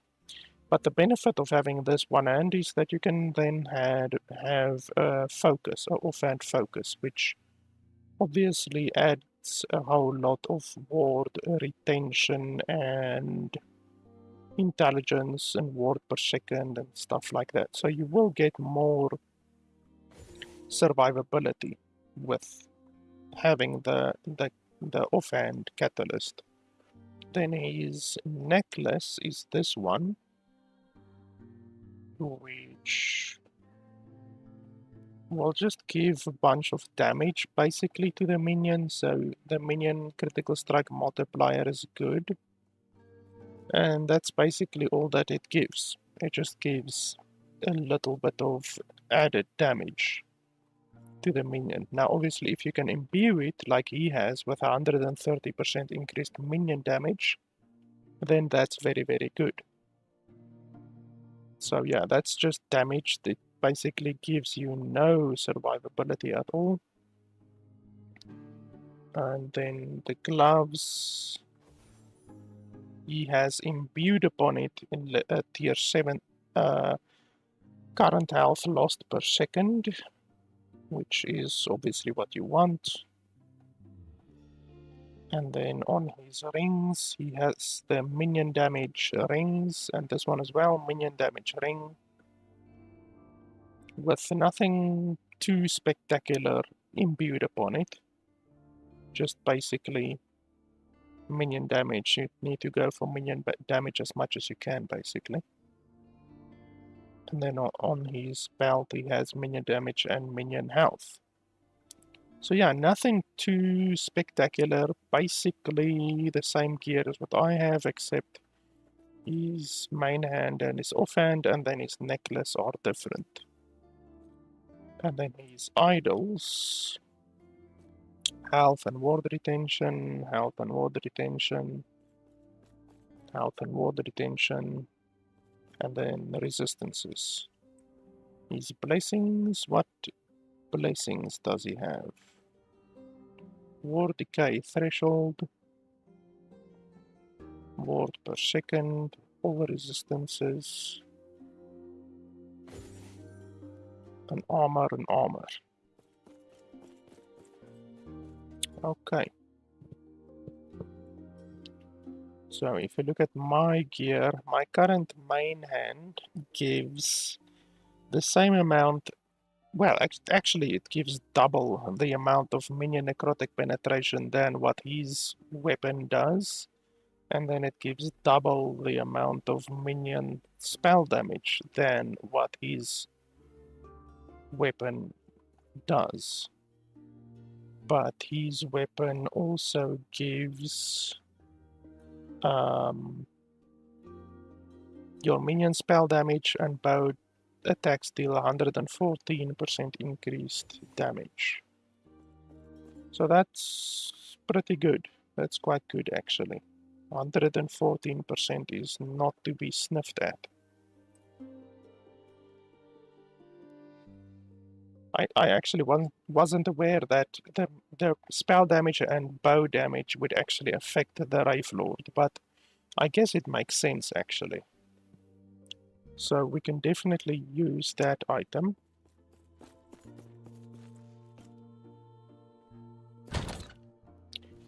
So the item's name is Reach of the Grave.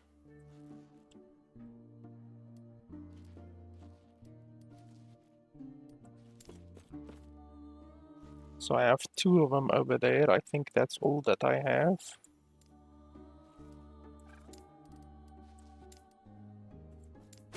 Yes, and none of them are probably enhanced. Yeah, none of them are enhanced. It's actually strange. I actually should have some of them. Maybe I gave them to one of my other characters because I can't think that I don't have any of them that are not enhanced. But anyway.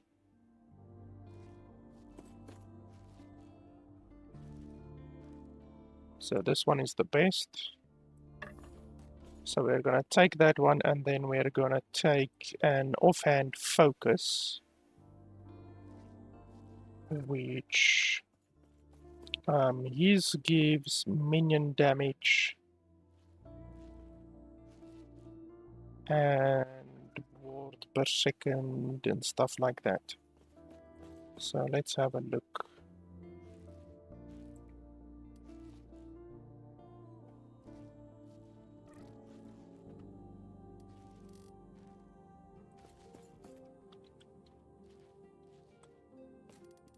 I do have a lot of catalysts, so we just need to find a good one.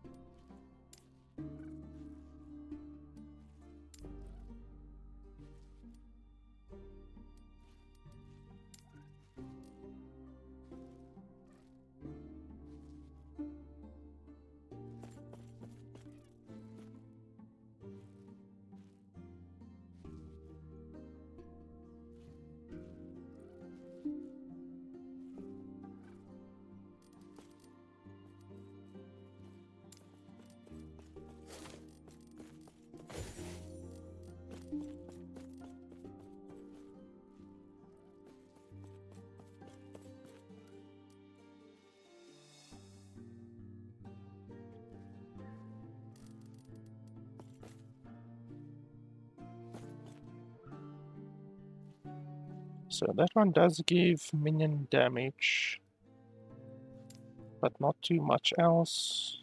What are these items? Oh. Elemental damage doesn't help. Oh, minion damage. That's one that we could consider.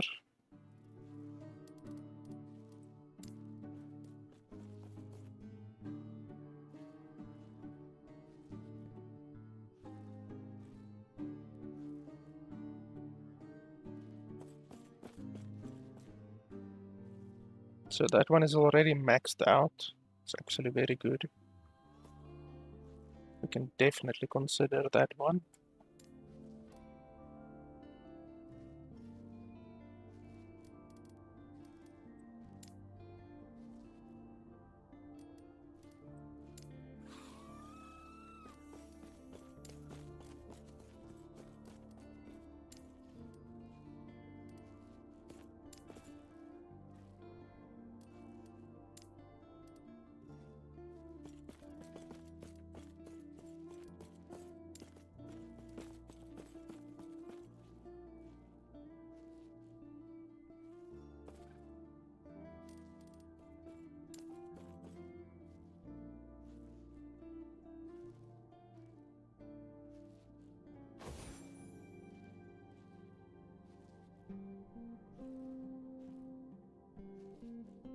We can maybe make that one work.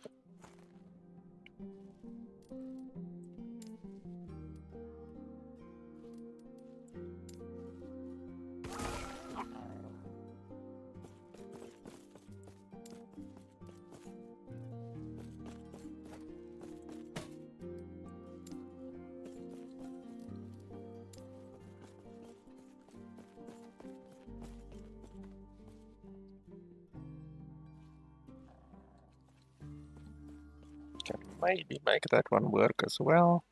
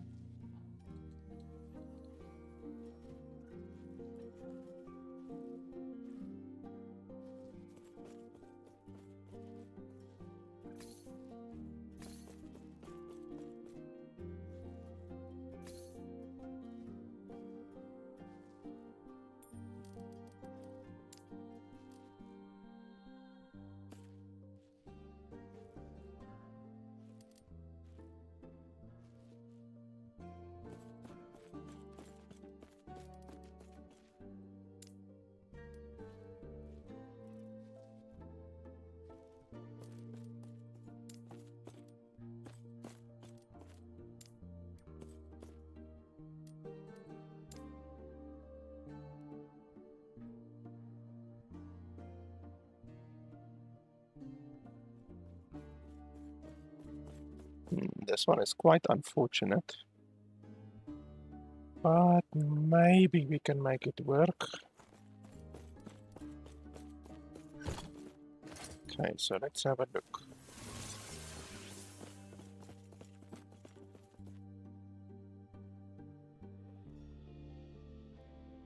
So we can first try with this one. How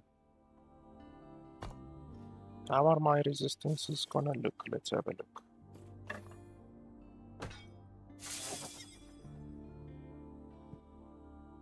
So I need a little bit of void and a little bit of physical.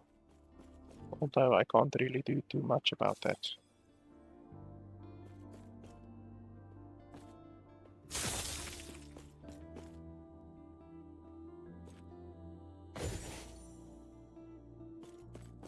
So what would be perfect would be if we could turn this necrotic damage into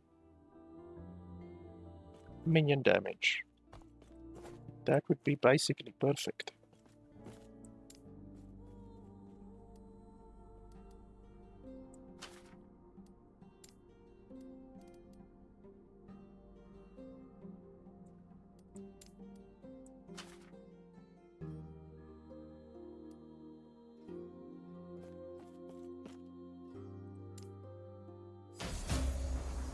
Okay, that's fire damage. That's not what we want. Cast speed. Well, cast speed isn't massively terrible.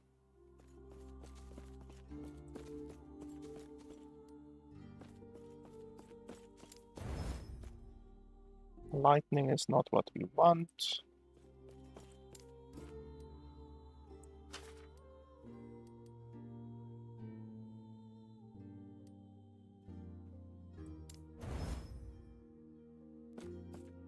Okay, so overall not really what we want.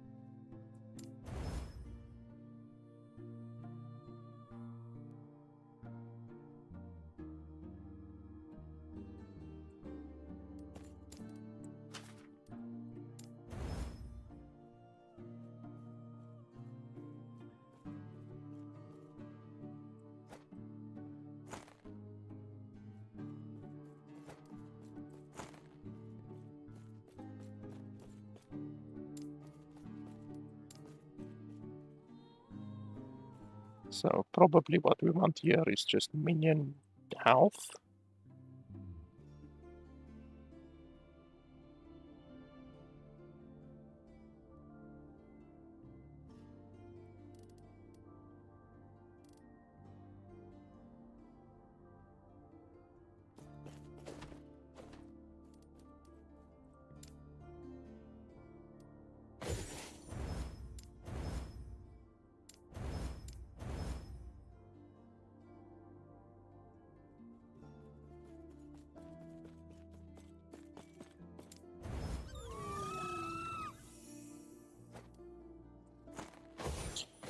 So that one is not terrible, but the ward retention is not very good. It rolled very low on the ward retention and on the intellect, actually.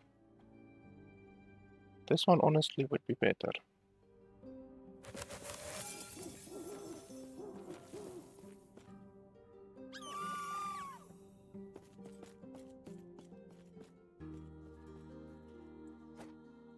So yeah, not fantastic, but we should be able to get better focuses eventually. These focuses right now are just gonna have to do the job for right now.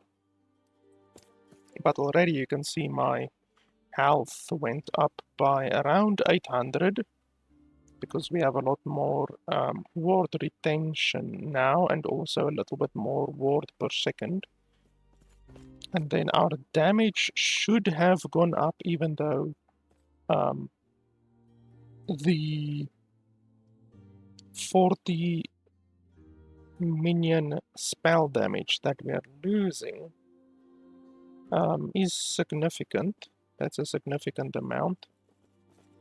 And then we are also losing 40% minion necrotic penetration. So those are two big stats that we are losing. So we can go do a damage test quickly. Unfortunately, the developers, after how many years, still have not implemented actual damage dummies in the game. Which really is stupid in my opinion, but what can you do? So when you want to determine how much damage a build actually does, you just have to look at the numbers of each attack. There's no DPS calculator in the game, despite it being a feature that has been requested for many, many years by many, many players. So it's not as straightforward to calculate the damage in the game, unfortunately. Okay, so basically we are looking at the damage of the big guy. How do you actually want you guys to attack different targets? But I guess we can't do that.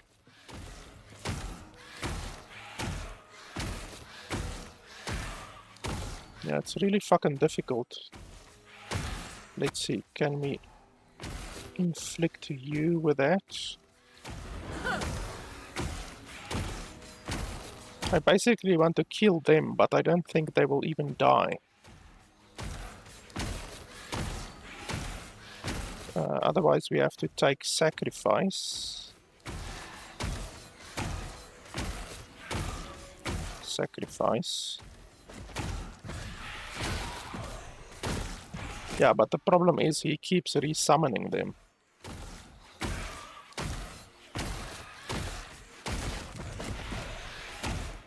Yeah, he constantly keeps resummoning them. And we want to look at his damage without any buffs or anything like that, really. Damn. Yeah, there's no way for me to make it so that these guys don't attack, which is really stupid.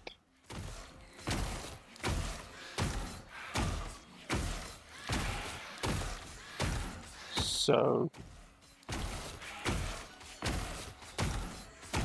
he got a 100,000 critical there, 95,000 critical, 80,000 critical, 70,000 critical, 90,000 critical, 190. Okay, so basically around 100 to 90 to 80,000 criticals is what we are seeing. And then we unequip this, equip that. I don't think we need to resummon him, but let's resummon him in anyway. So I saw 140, 170, 180, 140, 150, 150.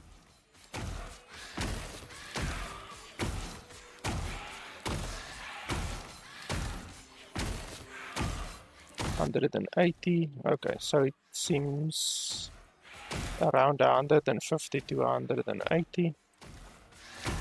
And then we resummon him again.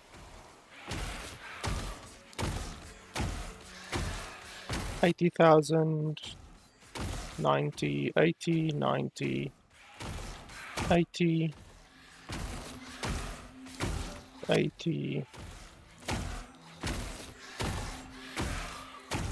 50, 55.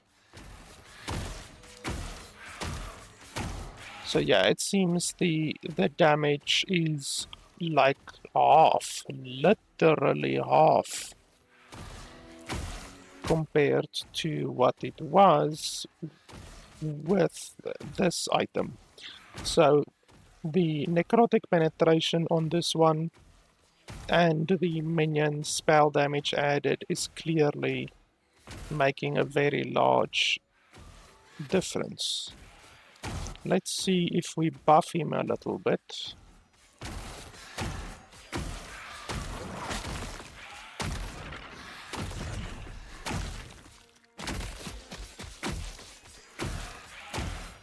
So 190, 180, 160.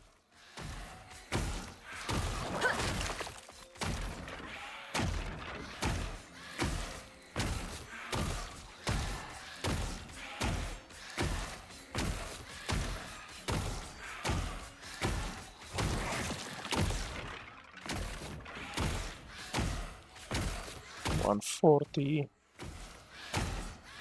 150, 150.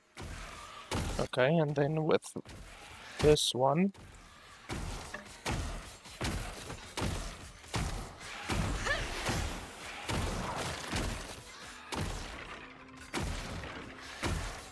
two hundred, 180, 180, 220, 180. Yeah, the damage is clearly more with this weapon than with this weapon. But this one does allow them to attack 10% faster. It also gives them leech, which will allow him to stay alive for longer. And then obviously with the focus, I also gain a lot of survivability. So the damage is less, but my survivability is more with this one. We can try it a little bit. Like obviously we've seen now for the past couple hours how my fighting and my survivability is with this one. So let's test this other one.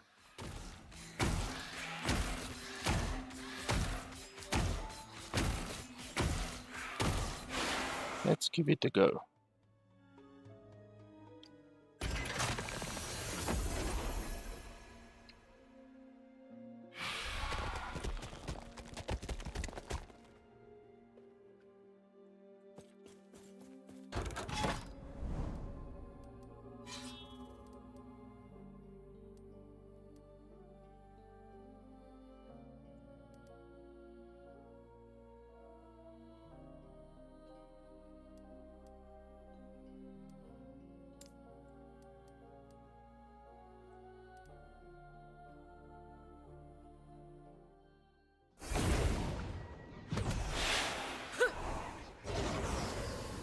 So now, hopefully, he won't do the ring around a rosy shit anymore.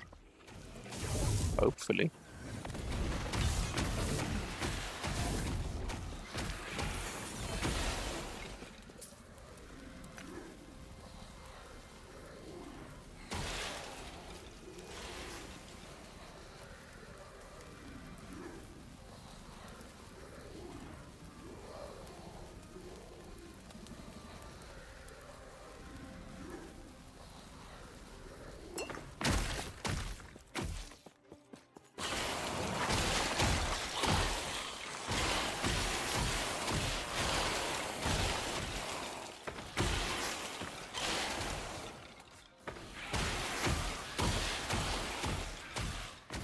You won't make it far.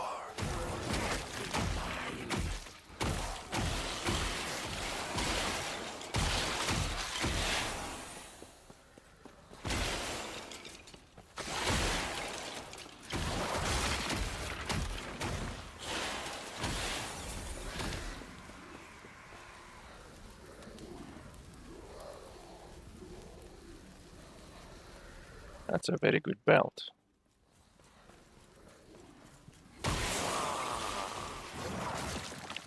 Soldiers is ordinary upon you.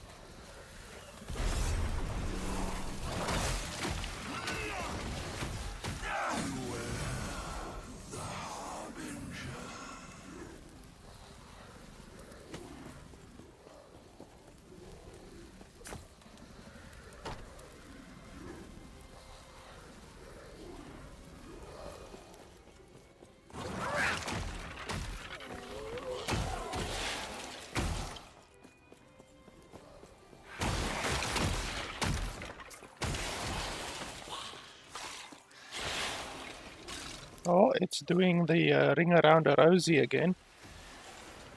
So yeah, removing the haste from the Wraith Lord has not reduced the or removed the ring around a rosy.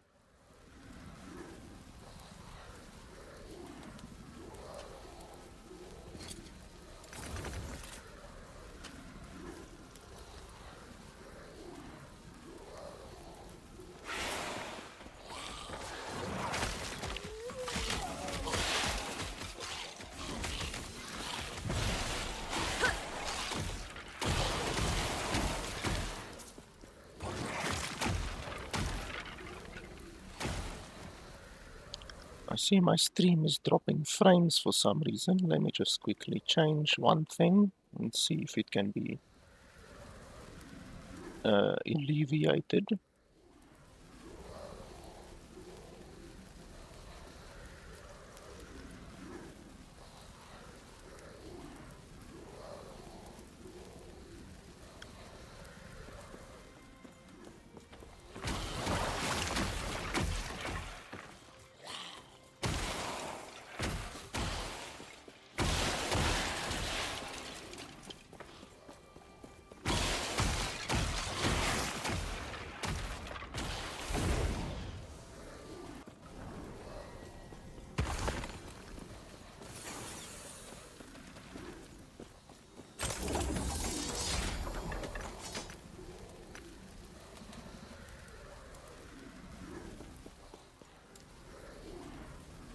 Okay, and then over here, that other guy went over here and then to the top to get a bunch of armor shred. Now, I'm not sure that the armor shred will be better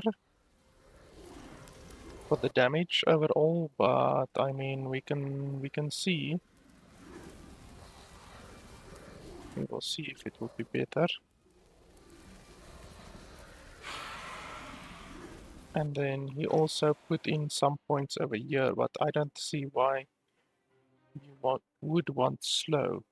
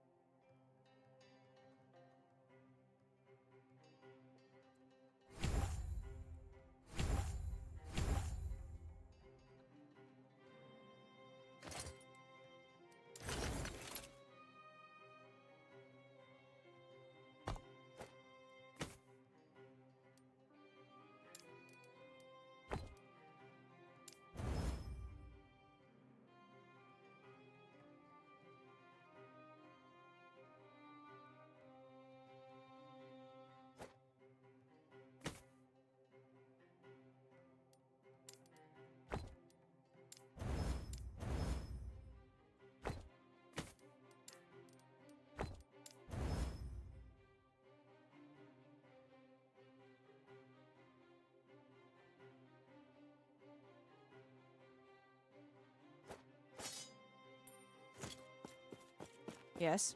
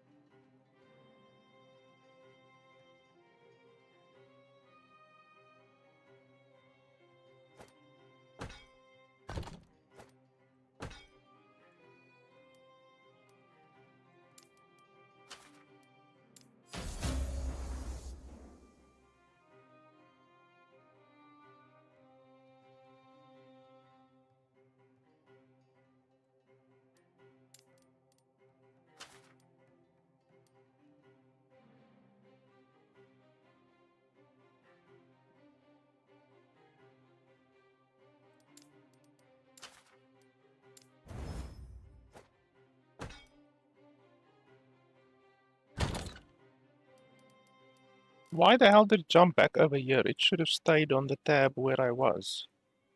Now I have to search for the tab again.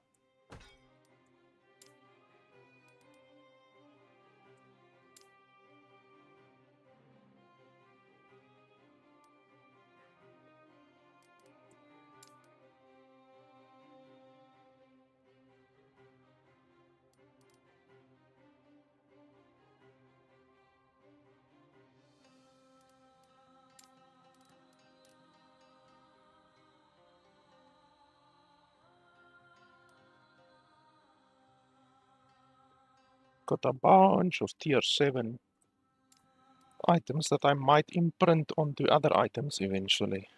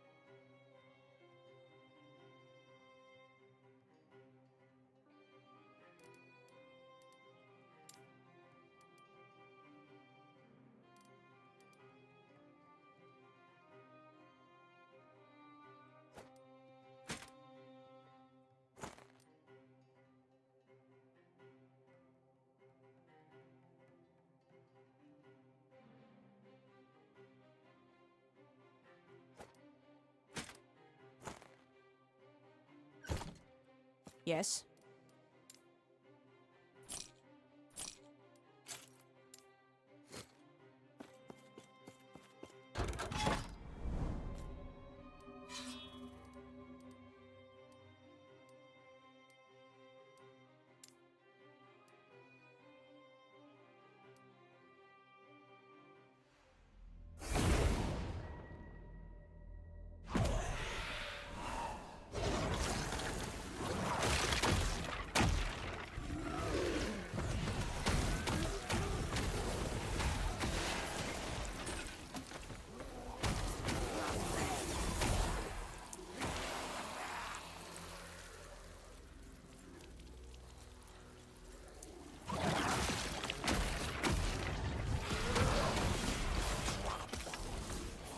And it's doing the ring around a rosy again.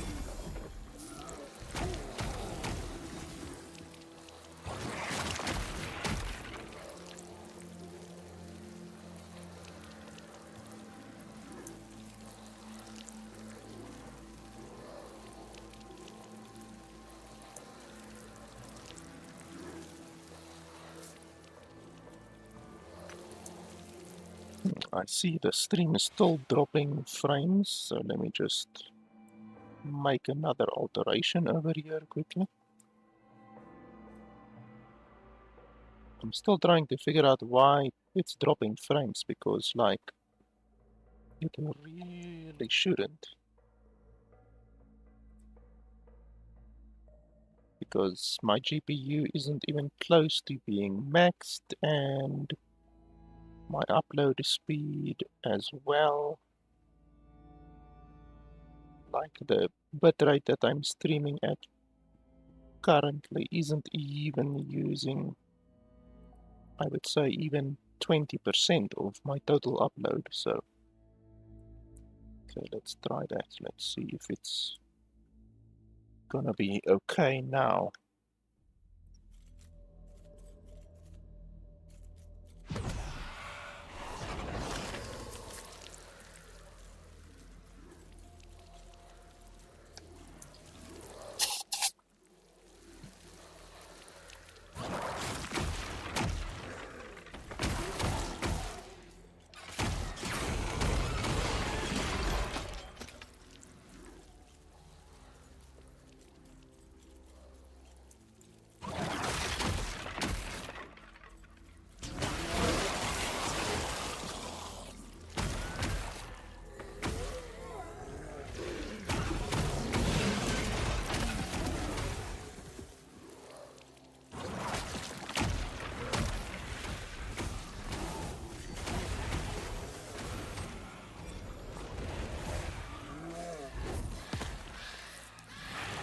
Come on, stop doing your ring around a rosy bullshit.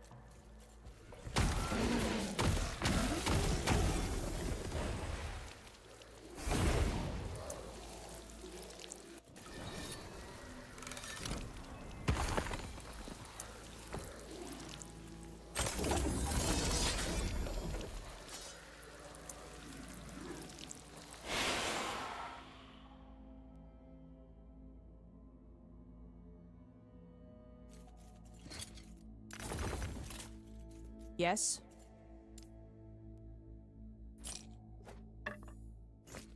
Take care.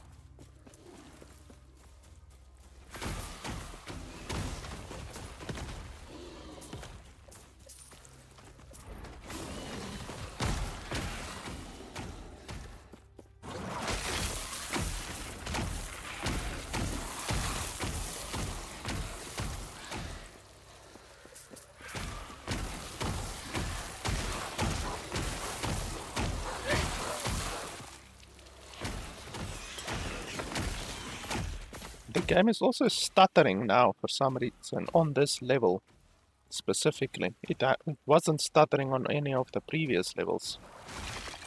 And now it's stuttering a little bit.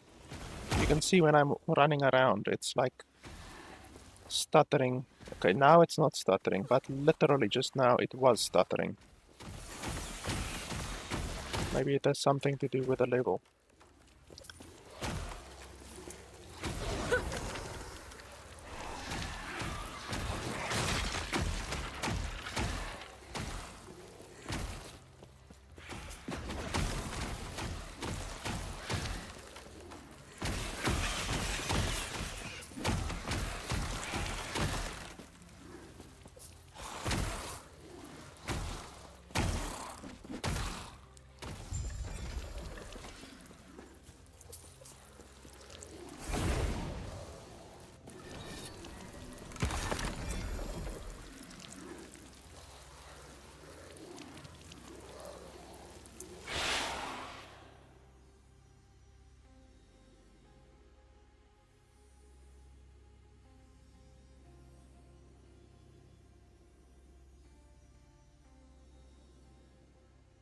That one is pretty good,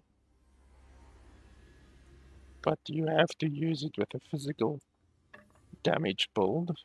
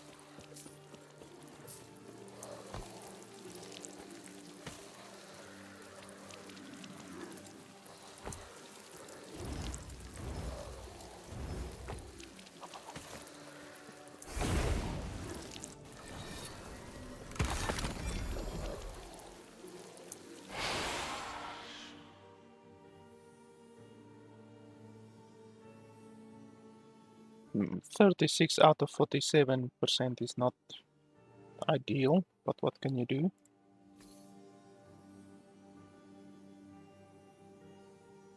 You see, like this amulet sells for 600, that's quite a lot. That's an amulet that I will pick up specifically just to sell.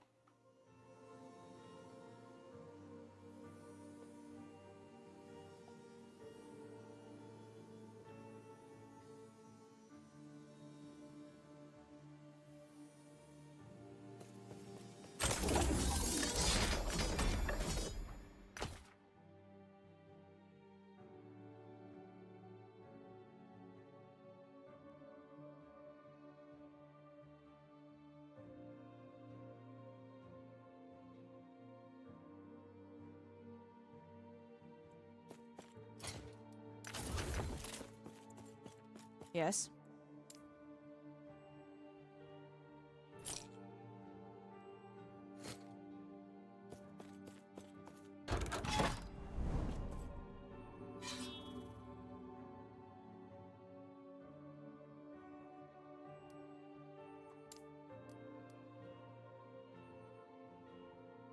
One more, then we can do the boss again.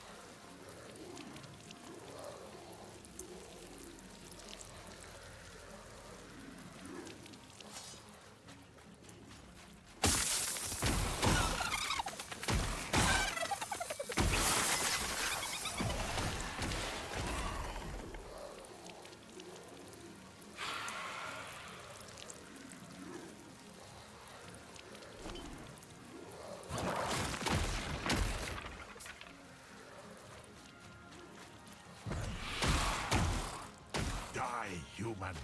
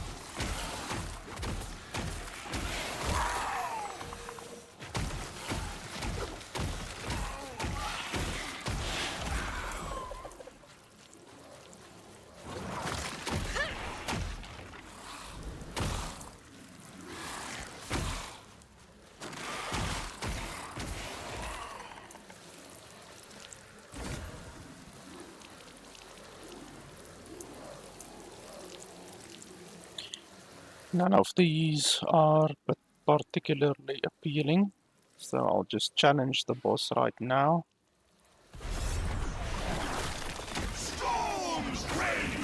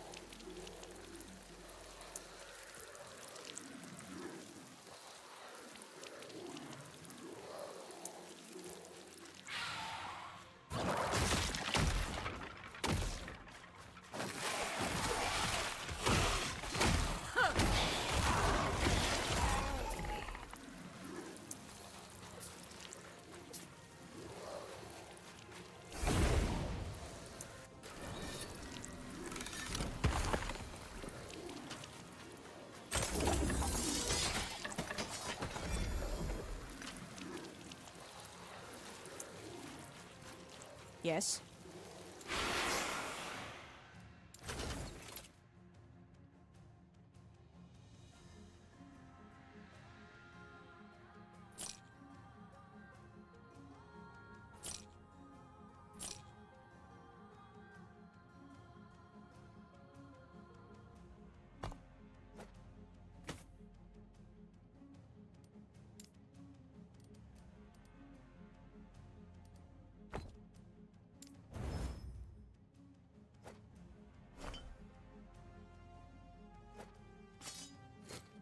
Take care.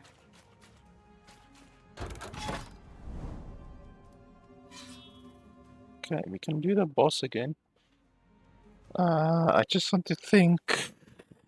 I can't even. Well, I can afterwards, because we are using our new setup now. So we're using Reach of the Grave with the Opulent Focus. I can compare the kill time that I'm gonna do now with the previous kill time that I did just earlier with the other weapon, and then I can compare the two and see if they're relatively close. That way I can basically compare DPS between the two builds. Since once again, the game developers don't seem to think it's a good idea to put a DPS meter into the game for some fucking reason. So you just basically have to work out the DPS for yourself, unfortunately. So I'm basically gonna compare my kill time for this boss against the previous kill time.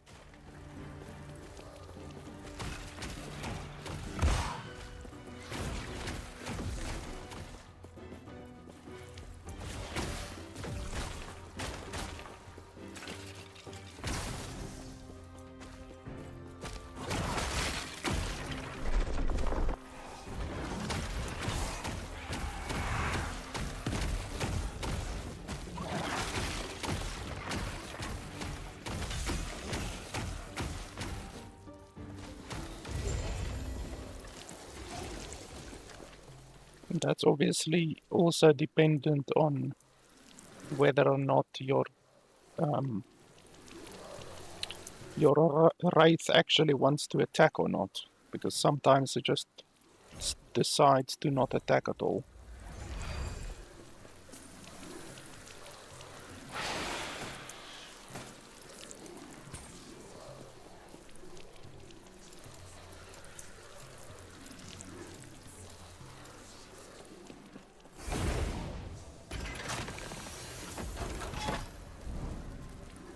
Okay, so I've got 3 shades built up right now. I think you can build up another one. I think 4, yes, 4 is the max basically. So we can do that. If we do it now, like for instance, if we do it here, that will give us 199 corruption. So I just need to make sure, like this will give me exactly 200 corruption if I do it on that one. So I just have to make sure that I do it on a uh, web echo thing that gives at least 7 corruption, not 6 corruption. But yeah, I'm not gonna reset right now.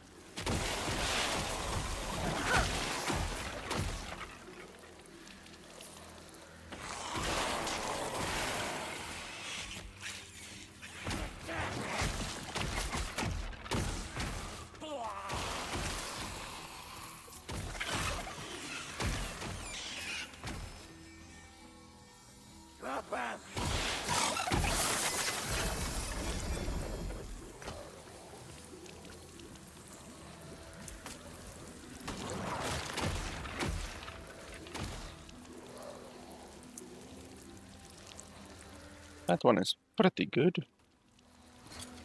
If only I had space for it.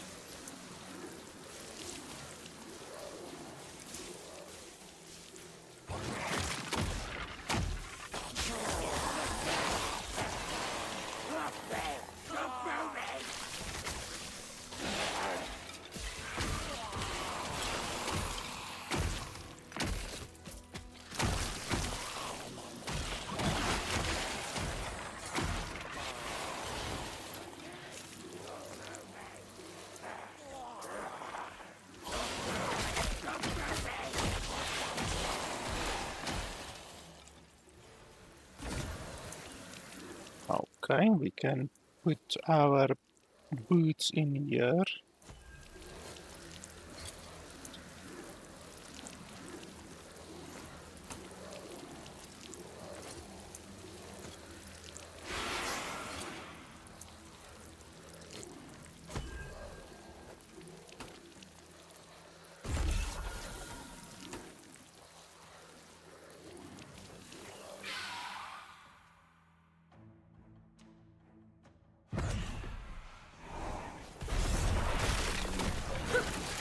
Crimson Wave! Bleed! Crimson Wave! Bleed! Vengeance is eternal!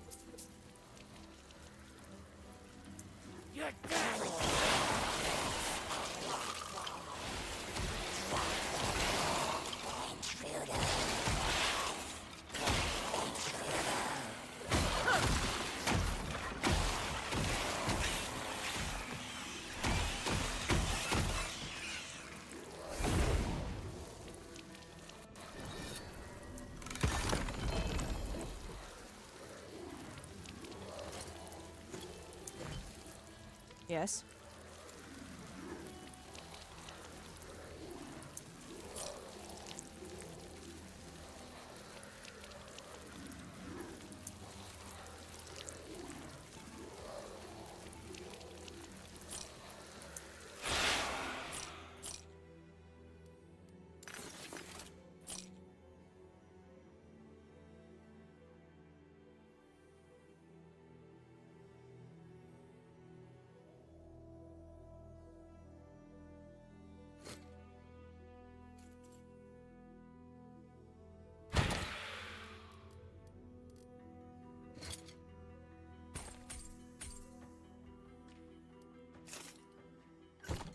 Yes.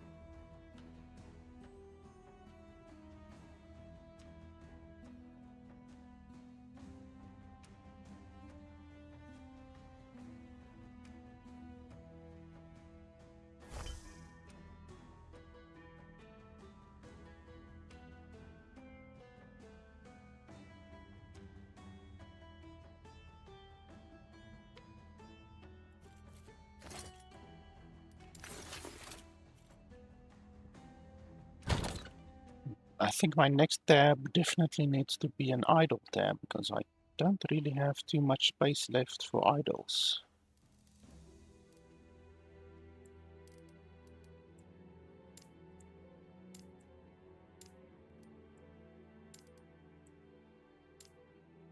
Yep.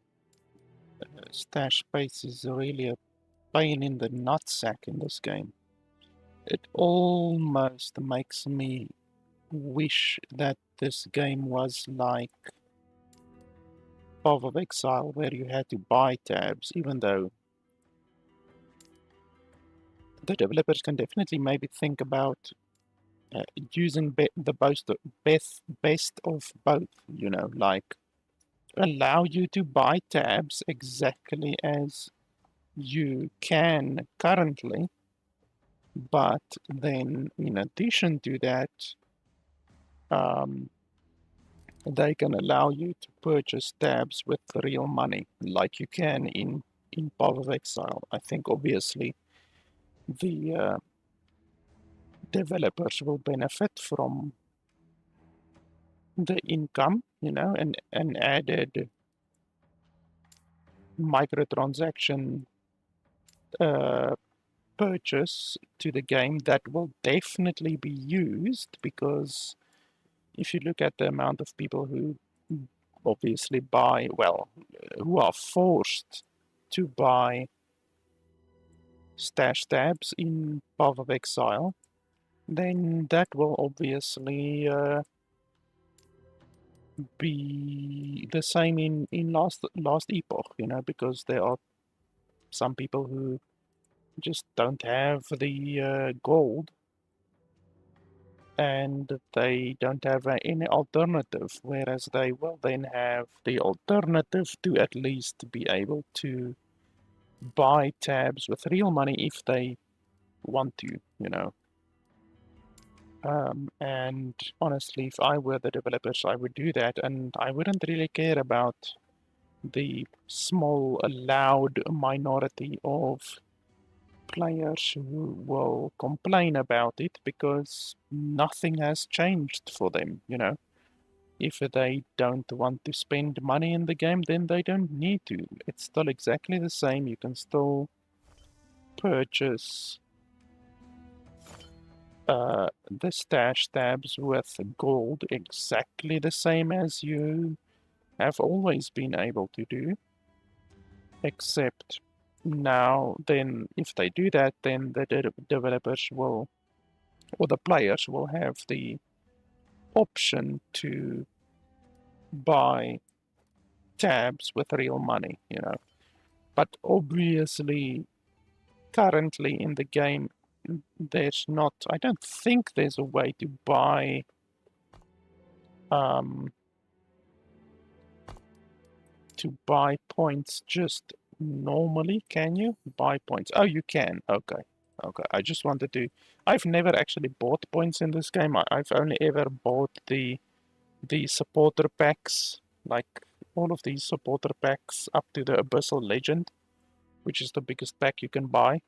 So I've never actually bought points, but okay, yeah, you can buy points. But obviously, um, the stash tabs in Path of Exile is very, very expensive. It's like Path of Exile is insanely expensive.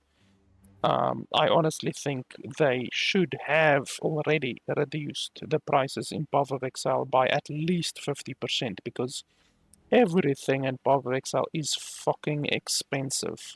Like, these prices are very good. Like, if you look at the armor sets, like an entire armor set, 200 points. So that's $20.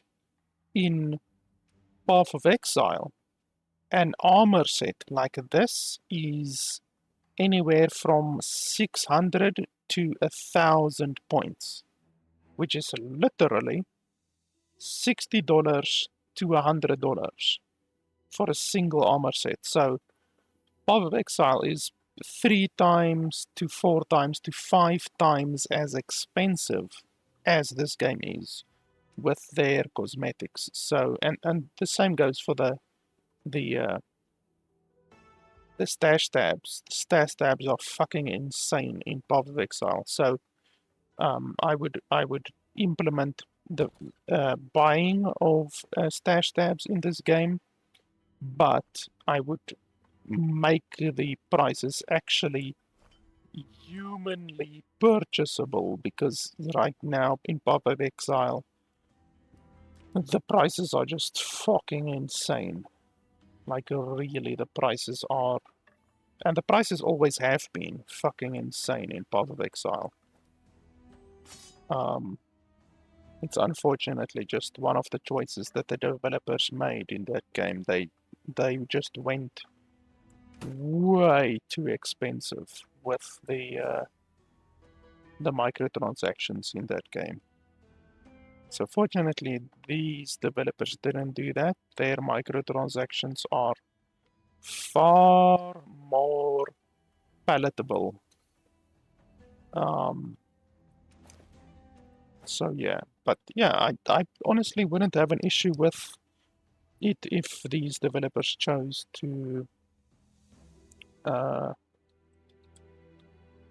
make stash tabs purchasable in this game, but with the caveat being that they must be cheaper than Path of Exile by about 50%, and then another caveat with the fact that the price, the normal gold price for the stash tabs must be unchanged, completely unchanged. They cannot go and increase. It's okay if they decrease the gold price, because currently they are too expensive in my opinion. 600,000 gold for a single tab is too expensive in my opinion.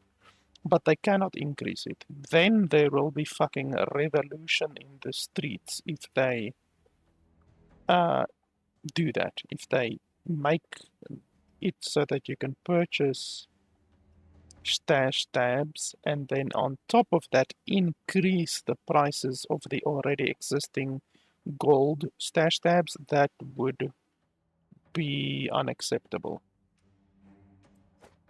But I don't think they would do that.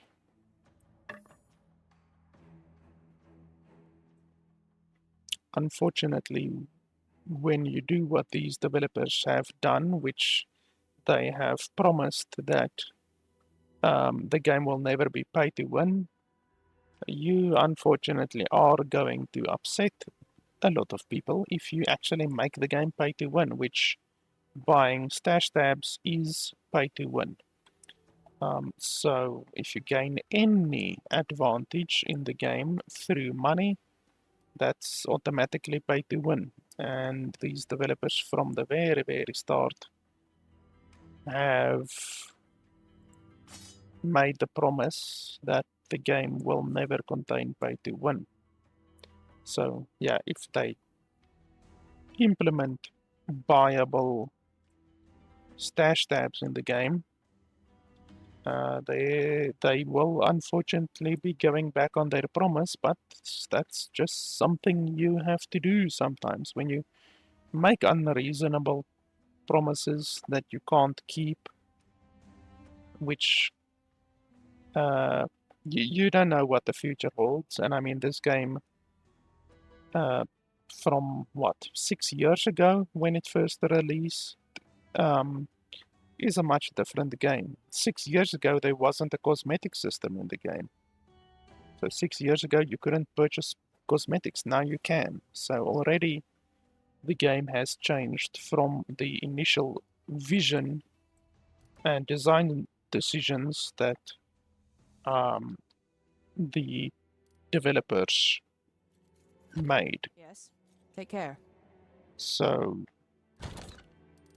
yeah, but I don't think they will ever implement buyable stash tabs. I think they should, but I don't think they will.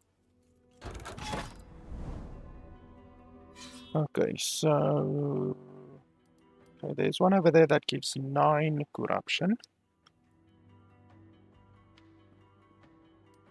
That will get us to above 200 corruption. So we can definitely do that. I just want to see if there's not any other stuff in the area that I might want to grab. Not really. Like there's exalted shields over there, but I don't really care for exalted shields.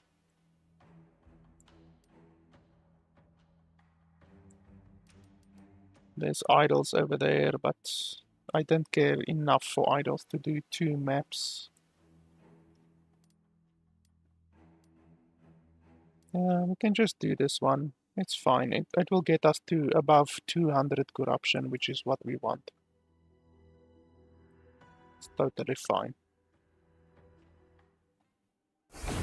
I think we will continue to do this specific timeline until 250 corruption.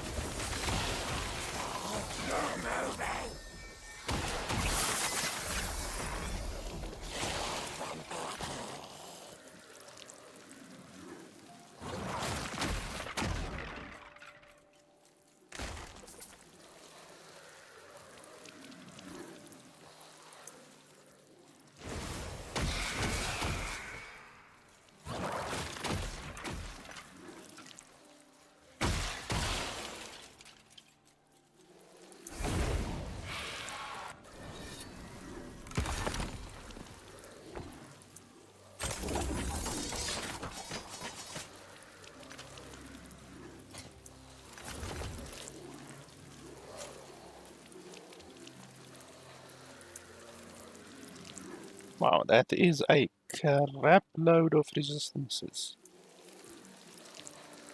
And it actually rolled very well. 133% physical damage out of 135%. Yeah, this one rolled very, very well. And if I can seal away the marrow shards, if I can seal it away and then roll another tier 5 on there, then this chest will be very good. That is what they call a banger. Okay, so there's a unique item over there. Do I really want to go for it? I guess so.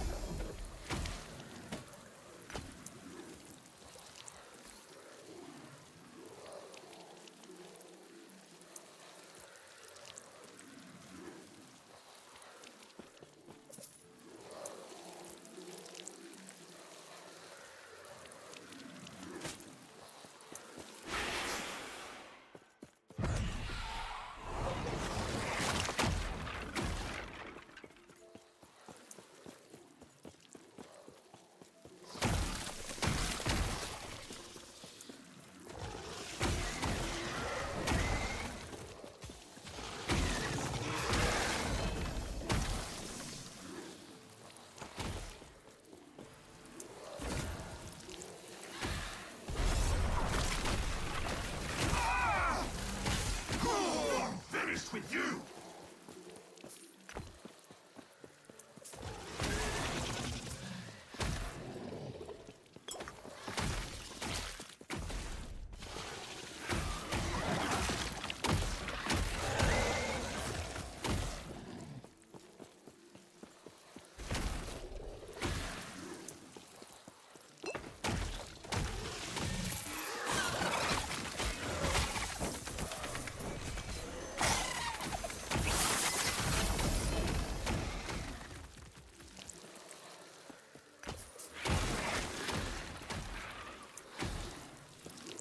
Hey, that's a new unique that I haven't seen before.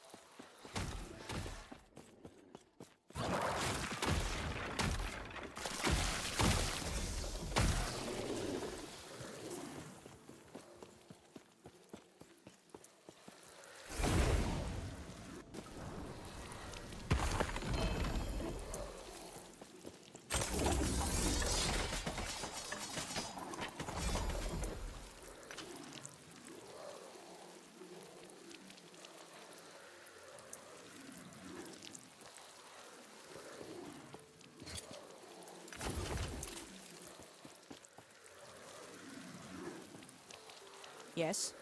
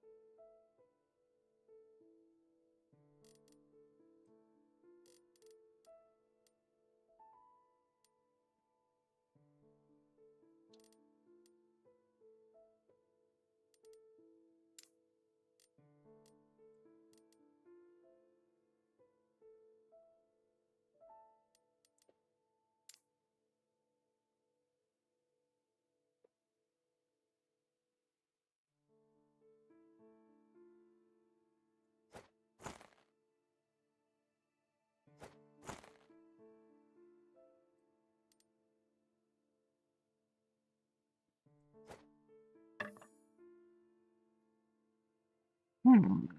30% chance to summon a locust on hit with Serpent Strike. Max locusts. Okay, so it's clearly a druid. I think it's a druid that gets locusts and Serpent Strike. I think so. Oh, 1 out of 5 poison skills. That's terrible. And then also the locusts. 3 out of 7. That's terrible. So this thing rolled absolutely terribly. So I'm just gonna sell it probably. Yes.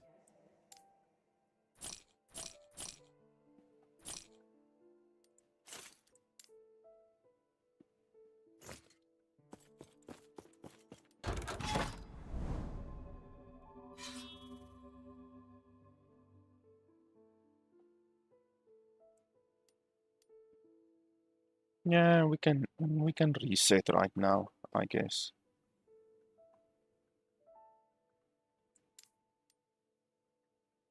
Should be cool.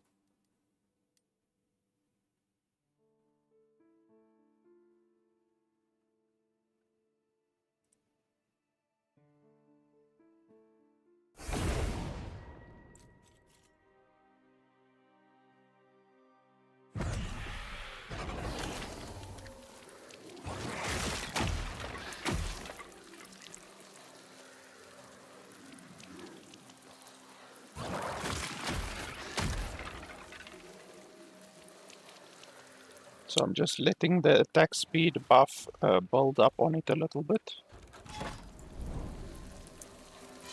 You understand nothing, traveler.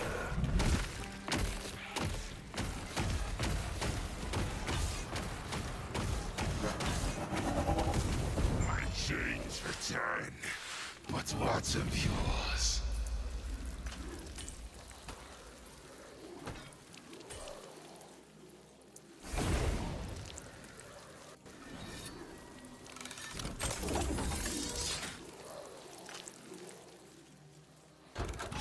Okay, 202 corruption.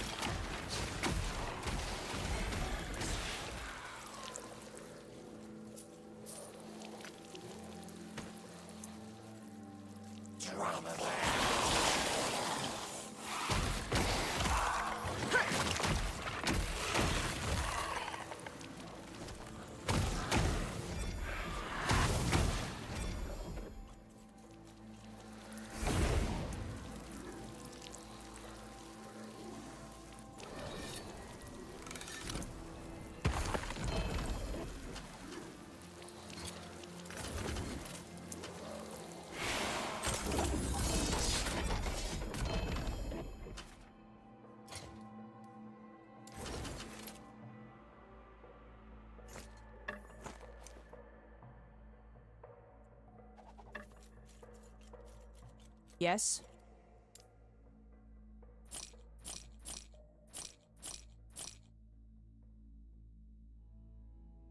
Oh, this one is good. 3 legendary potential. It didn't roll very good with the 24% out of 45%, but the 3 legendary potential is very, very good.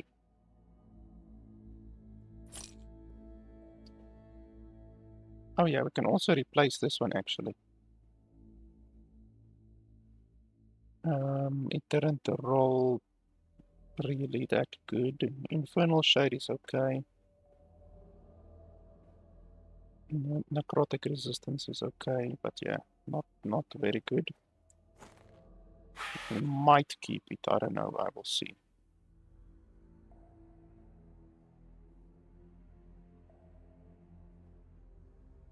This one rolled very poorly.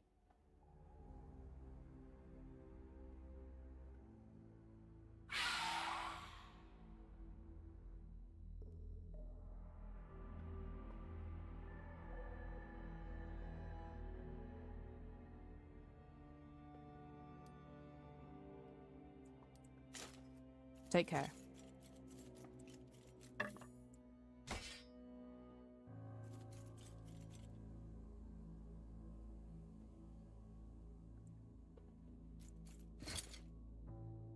Yes.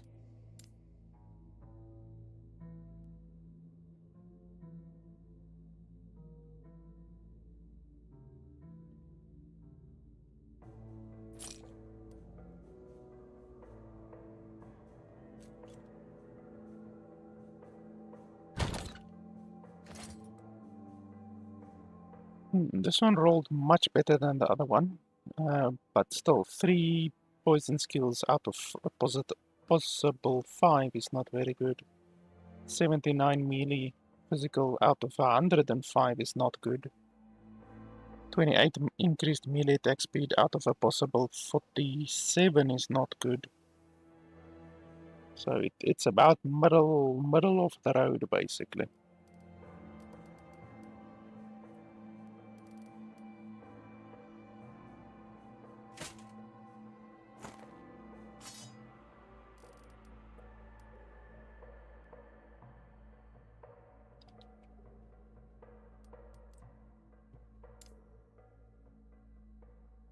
So I have two two potentials right now. This 3 potential will be very good.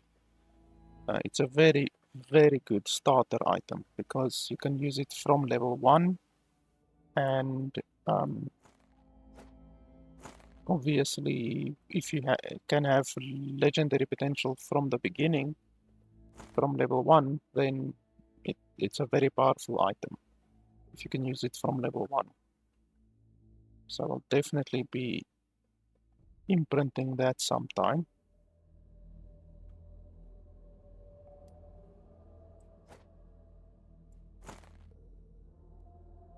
This one with Infernal Shade, like, it's okay, but honestly not anything special. I guess I will keep it.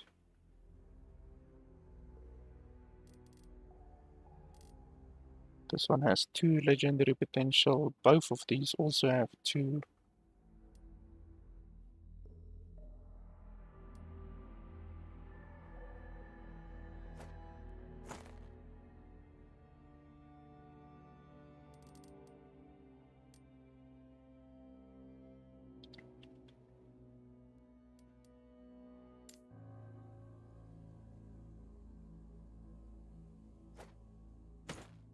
This is another good item. If you can get 2 or 3, or heaven forbid, 4 legendary potential on them, then it's a very, very good starting item.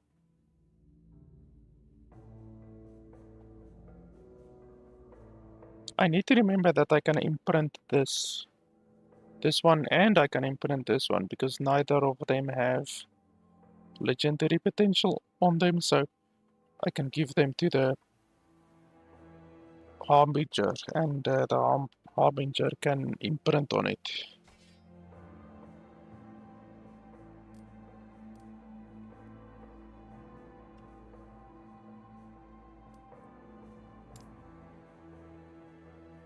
This one has 1 legendary potential, and it rolled very good. This one rolled shittily, and it has no legendary potential. So I could potentially give this to the Harbinger, but I don't think I'm gonna do that.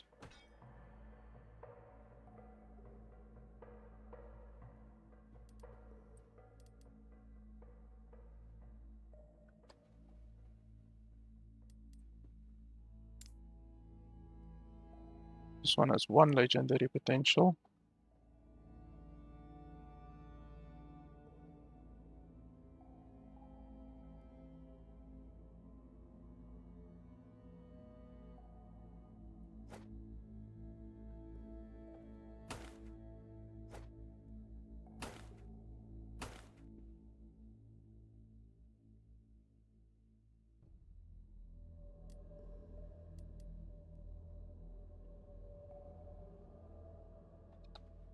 I know I have 3 and 4 legendary potentials from these ones, so that one is 3, 3, 3, 3. So this 2 legendary potential isn't even close to being good for me.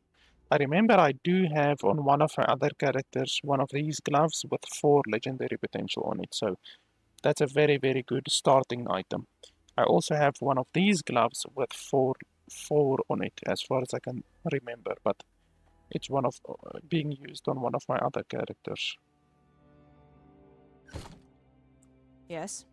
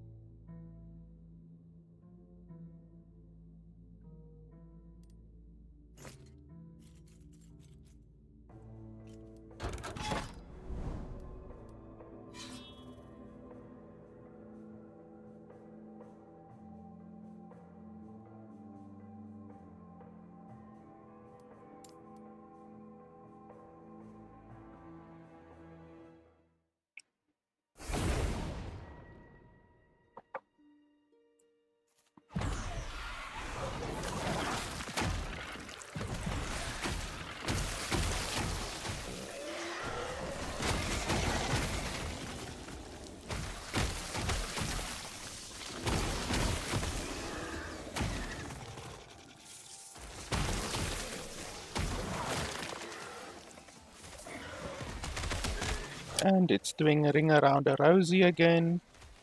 Ring around a rosy, ring around a rosy. It's not attacking at all, and this glitch has been in the game for over a year. Ring around a rosy. It's not attacking at all, and it died because of the poison. Fucking hell, how they can't fix that bug, I just do not know. It's a bug that is infinitely, what's the word? Replicable, and yet they can't fix it. You can replicate the bug on a continuous basis, and yet it can't be fixed.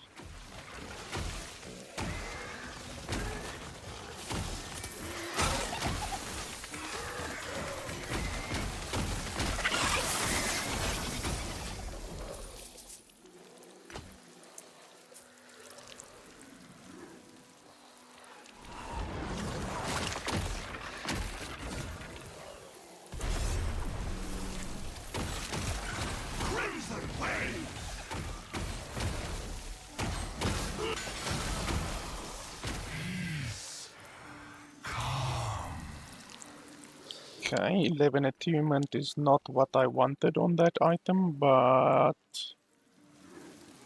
what can you do, really?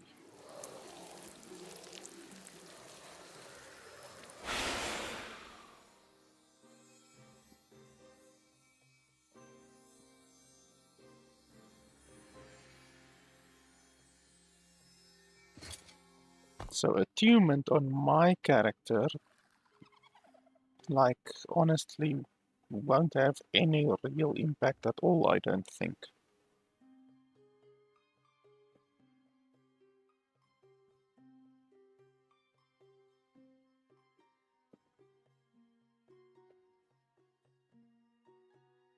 Like, honestly, I don't think any of my skills are attunement based.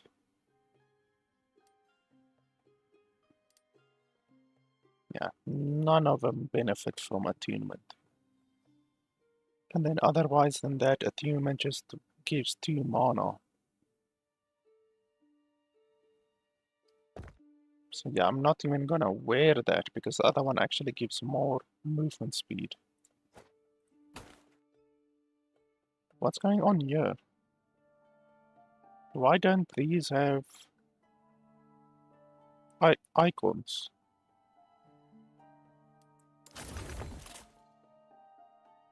And then this one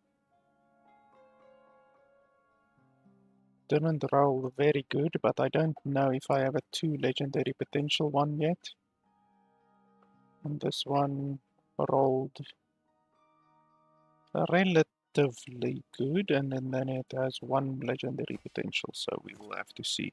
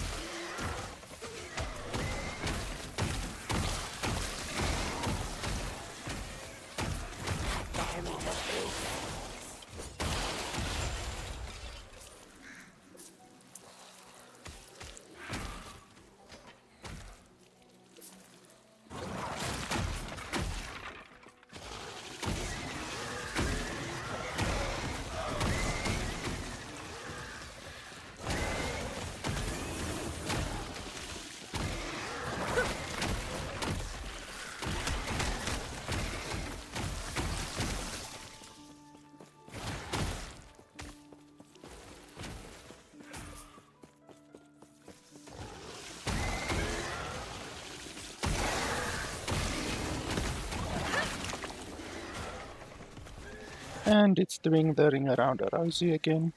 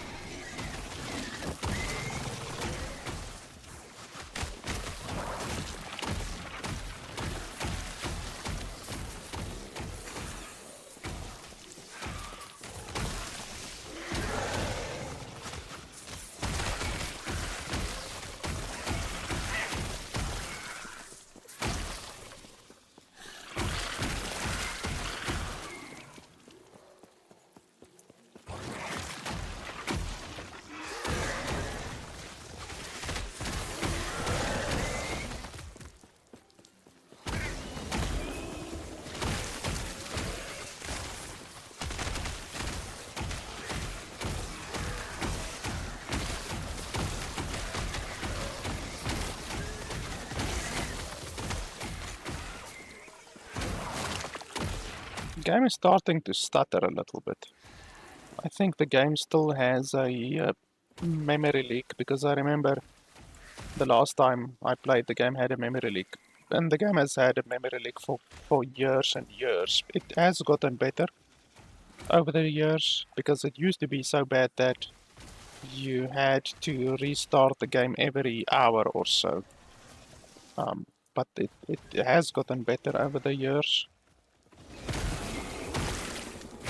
Fortunately, I have 64 gig of RAM in my PC, so It can pretty much take anything you throw at it, but still the memory leak is going to cause stuttering when the memory that is consumed becomes very large.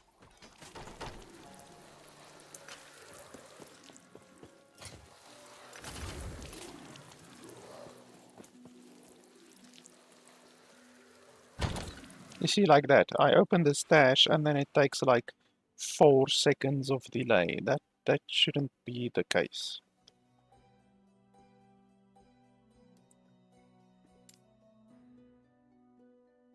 Oh, I actually don't have any that have 2 LP, so that's cool.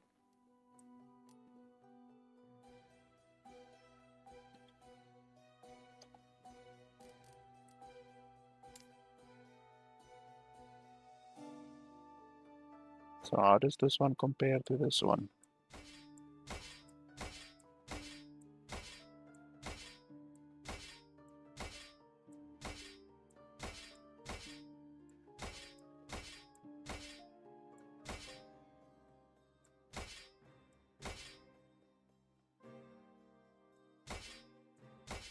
Yeah, that one is better. This one has 23 millicold. Wow, this must be a very old item. Like a very old item because of the fact that it is rank 1. Do I want to keep this one? Yeah, well, the melee lightning damage already is much better. Yeah, I'll replace that one.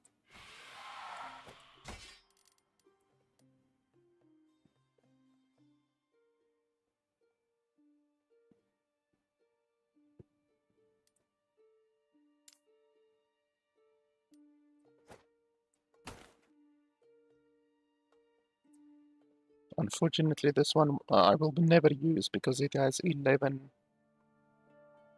out of 15, so I will pretty much never use it, except on a character where I don't care about the ward, basically on a character that isn't a ward build.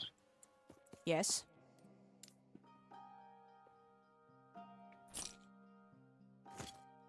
Take care.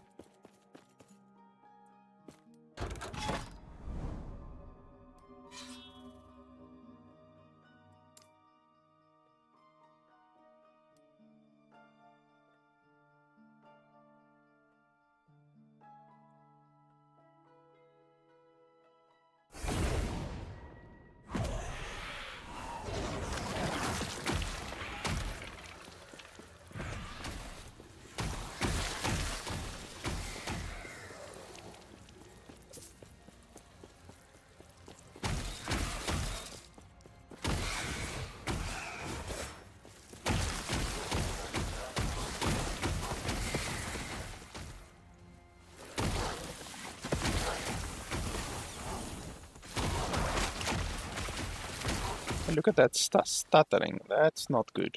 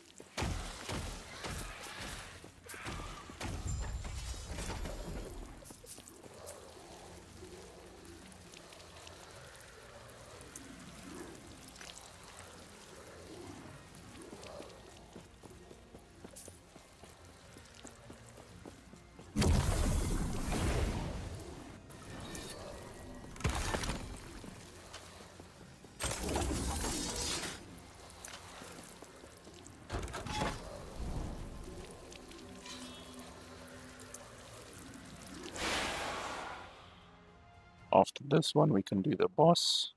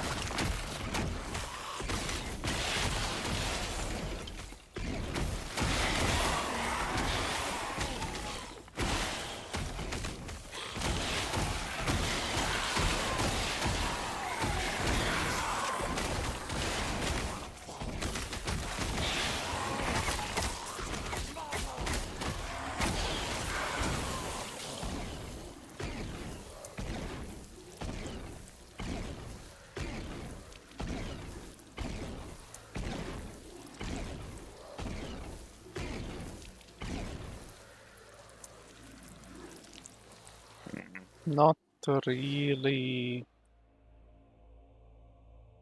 anything good. Like, this is very average. And that I don't care about getting any benefits on that one. So I'm just gonna challenge.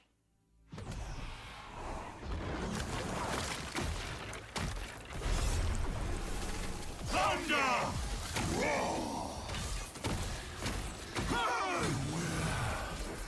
The Harbinger.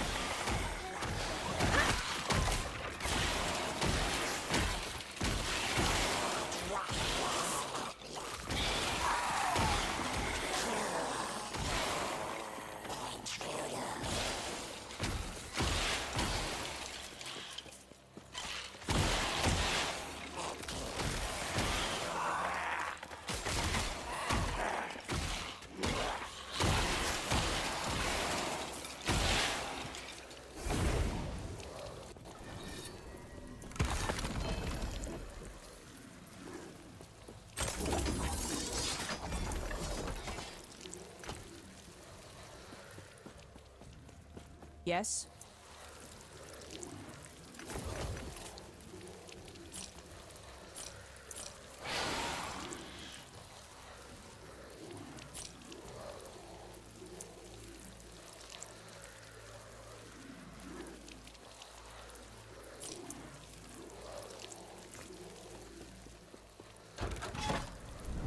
Okay, we can do the boss.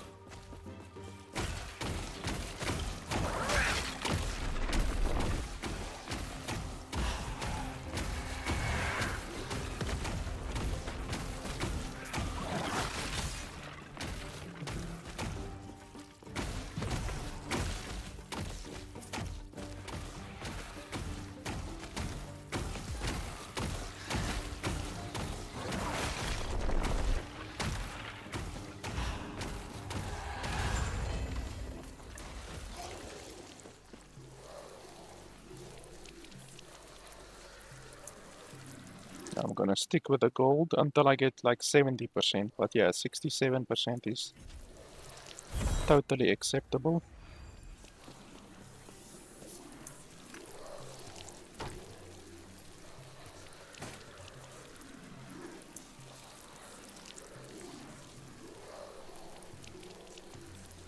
Wow, that one is almost a perfect roll.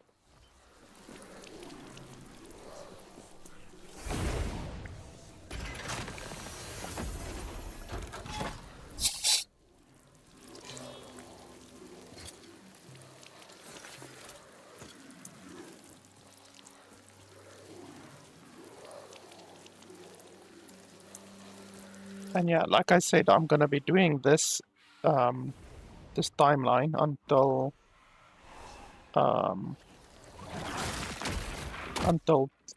250 at least, and then from there on I will move on to another timeline because it's way more efficient to focus on one timeline, and then once you've reached uh, the corruption that you want, which is around 250 to 300 that I actually want, then if you move on to another timeline, then that other timeline will gain much faster corruption instead of jumping between timelines, you know.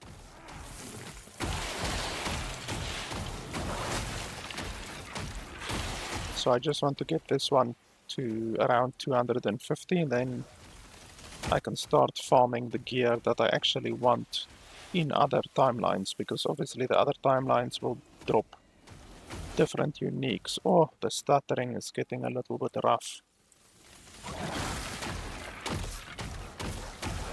And it's not even my computer. My computer right now, if I look at my GPU, it's at 50% usage. So it's not even my computer that's struggling. It's just the game.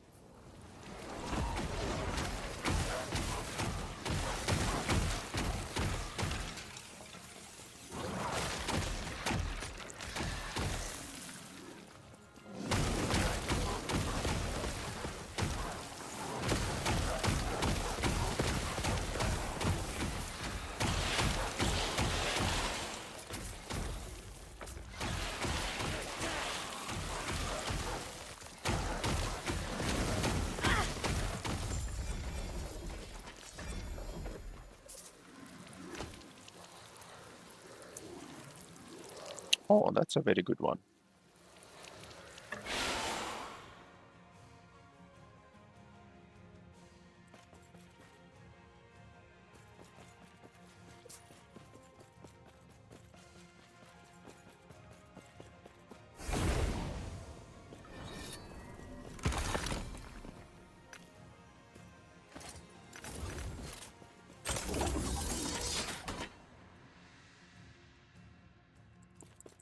So yeah, I think I'm done for today.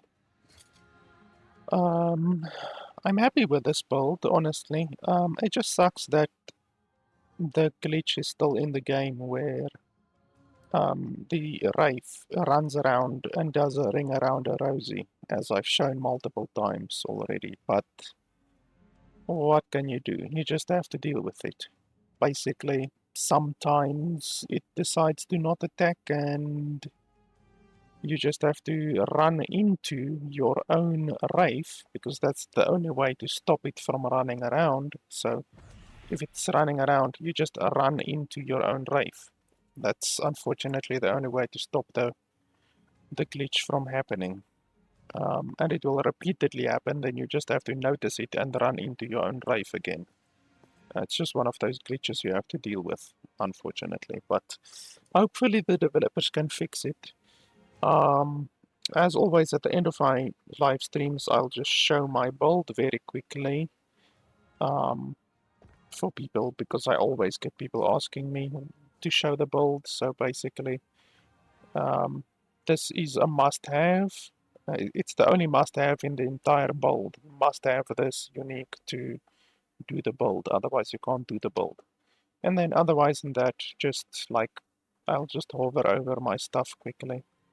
None of these other ones are needed. This is purely for defense. This is purely for defense. And then the rest of them are just whatever, you know. This is also very good for defense, to have the experimental current health lost per second on there. It's very good for defense. But yeah, all of the other items are not required at all. And then all of my idols are just basically defense. Once again, health, health, health. Health, health, health. Ward retention is also good for the build. And then I'll just flash over these quickly. You can screenshot if you want to. You can replace zombies with transplant if you want to, because I never use zombies. So you can definitely replace zombies with transplant if you want a little bit more movement speed. You can just screenshot these if you want. And then my passives, that's the necromancer passives. And then just 5 in here in order to get a little bit of damage chance for our minion. This isn't required, the 10 points over here. It's not required at all. You can actually remove it and place it anywhere else you want. And then that over there. So, yeah, as I said at the very beginning, there's a new season starting in about 3 weeks. And I'll be playing the game then. And yeah, I'm not too sure what they're adding to the game. Obviously, there's probably going to be a new boss and stuff like that, but I don't know otherwise than that.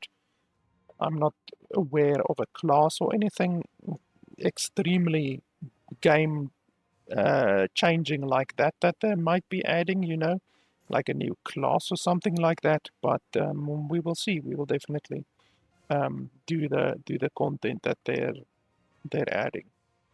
And I don't know what character I will be playing. I might start a new character, even though I already have all of the characters, basically all of the characters, and they are actually allowing you in the new update to change your mastery, which is something that they've never before allowed you to do. So it's not really necessary to start a new character if you're playing on Legacy, because you can just change your character. So you can change the shaman into a druid or into a werebear or a beastmaster, whatever it's called. Or if you're playing a rogue, you can change your blade dancer into a marksman or whatever else. If you're playing a forge guard, you can change it into a paladin or what's the other one? Is it the Void Knight? Yes, I think it's the Void Knight. So you can just respec your classes if you want to in the new update, whereas currently it's not possible. But yeah, I will see what I'm gonna play with the new update. We will see what we are gonna play. I basically have all of the classes already, so we will see. I actually really enjoy this one with the totems. This is a Spriggan Thorn Totem build. I really like this one. It's probably my most favorite build in the entire game. It's just not that powerful. It's not particularly powerful, but it is very, very fun to play. So I hope that the developers make the Spriggan Thorn Totem build a little bit more powerful, maybe. And yeah, depending on what they nerf and what they buff, we might not play some of the classes. You know, I don't know. We will see. But that's the good thing about having multiple classes. If they nerf one class into the ground, then you can simply jump to another class. You know, another build. So yeah. And anyway, guys, that's pretty much it. As always, if you want to support the channel, if you like the content, then your support on patreon.com/LFP would be very much appreciated. That's pretty much it. Thanks a lot for watching, and I'll see you guys next time.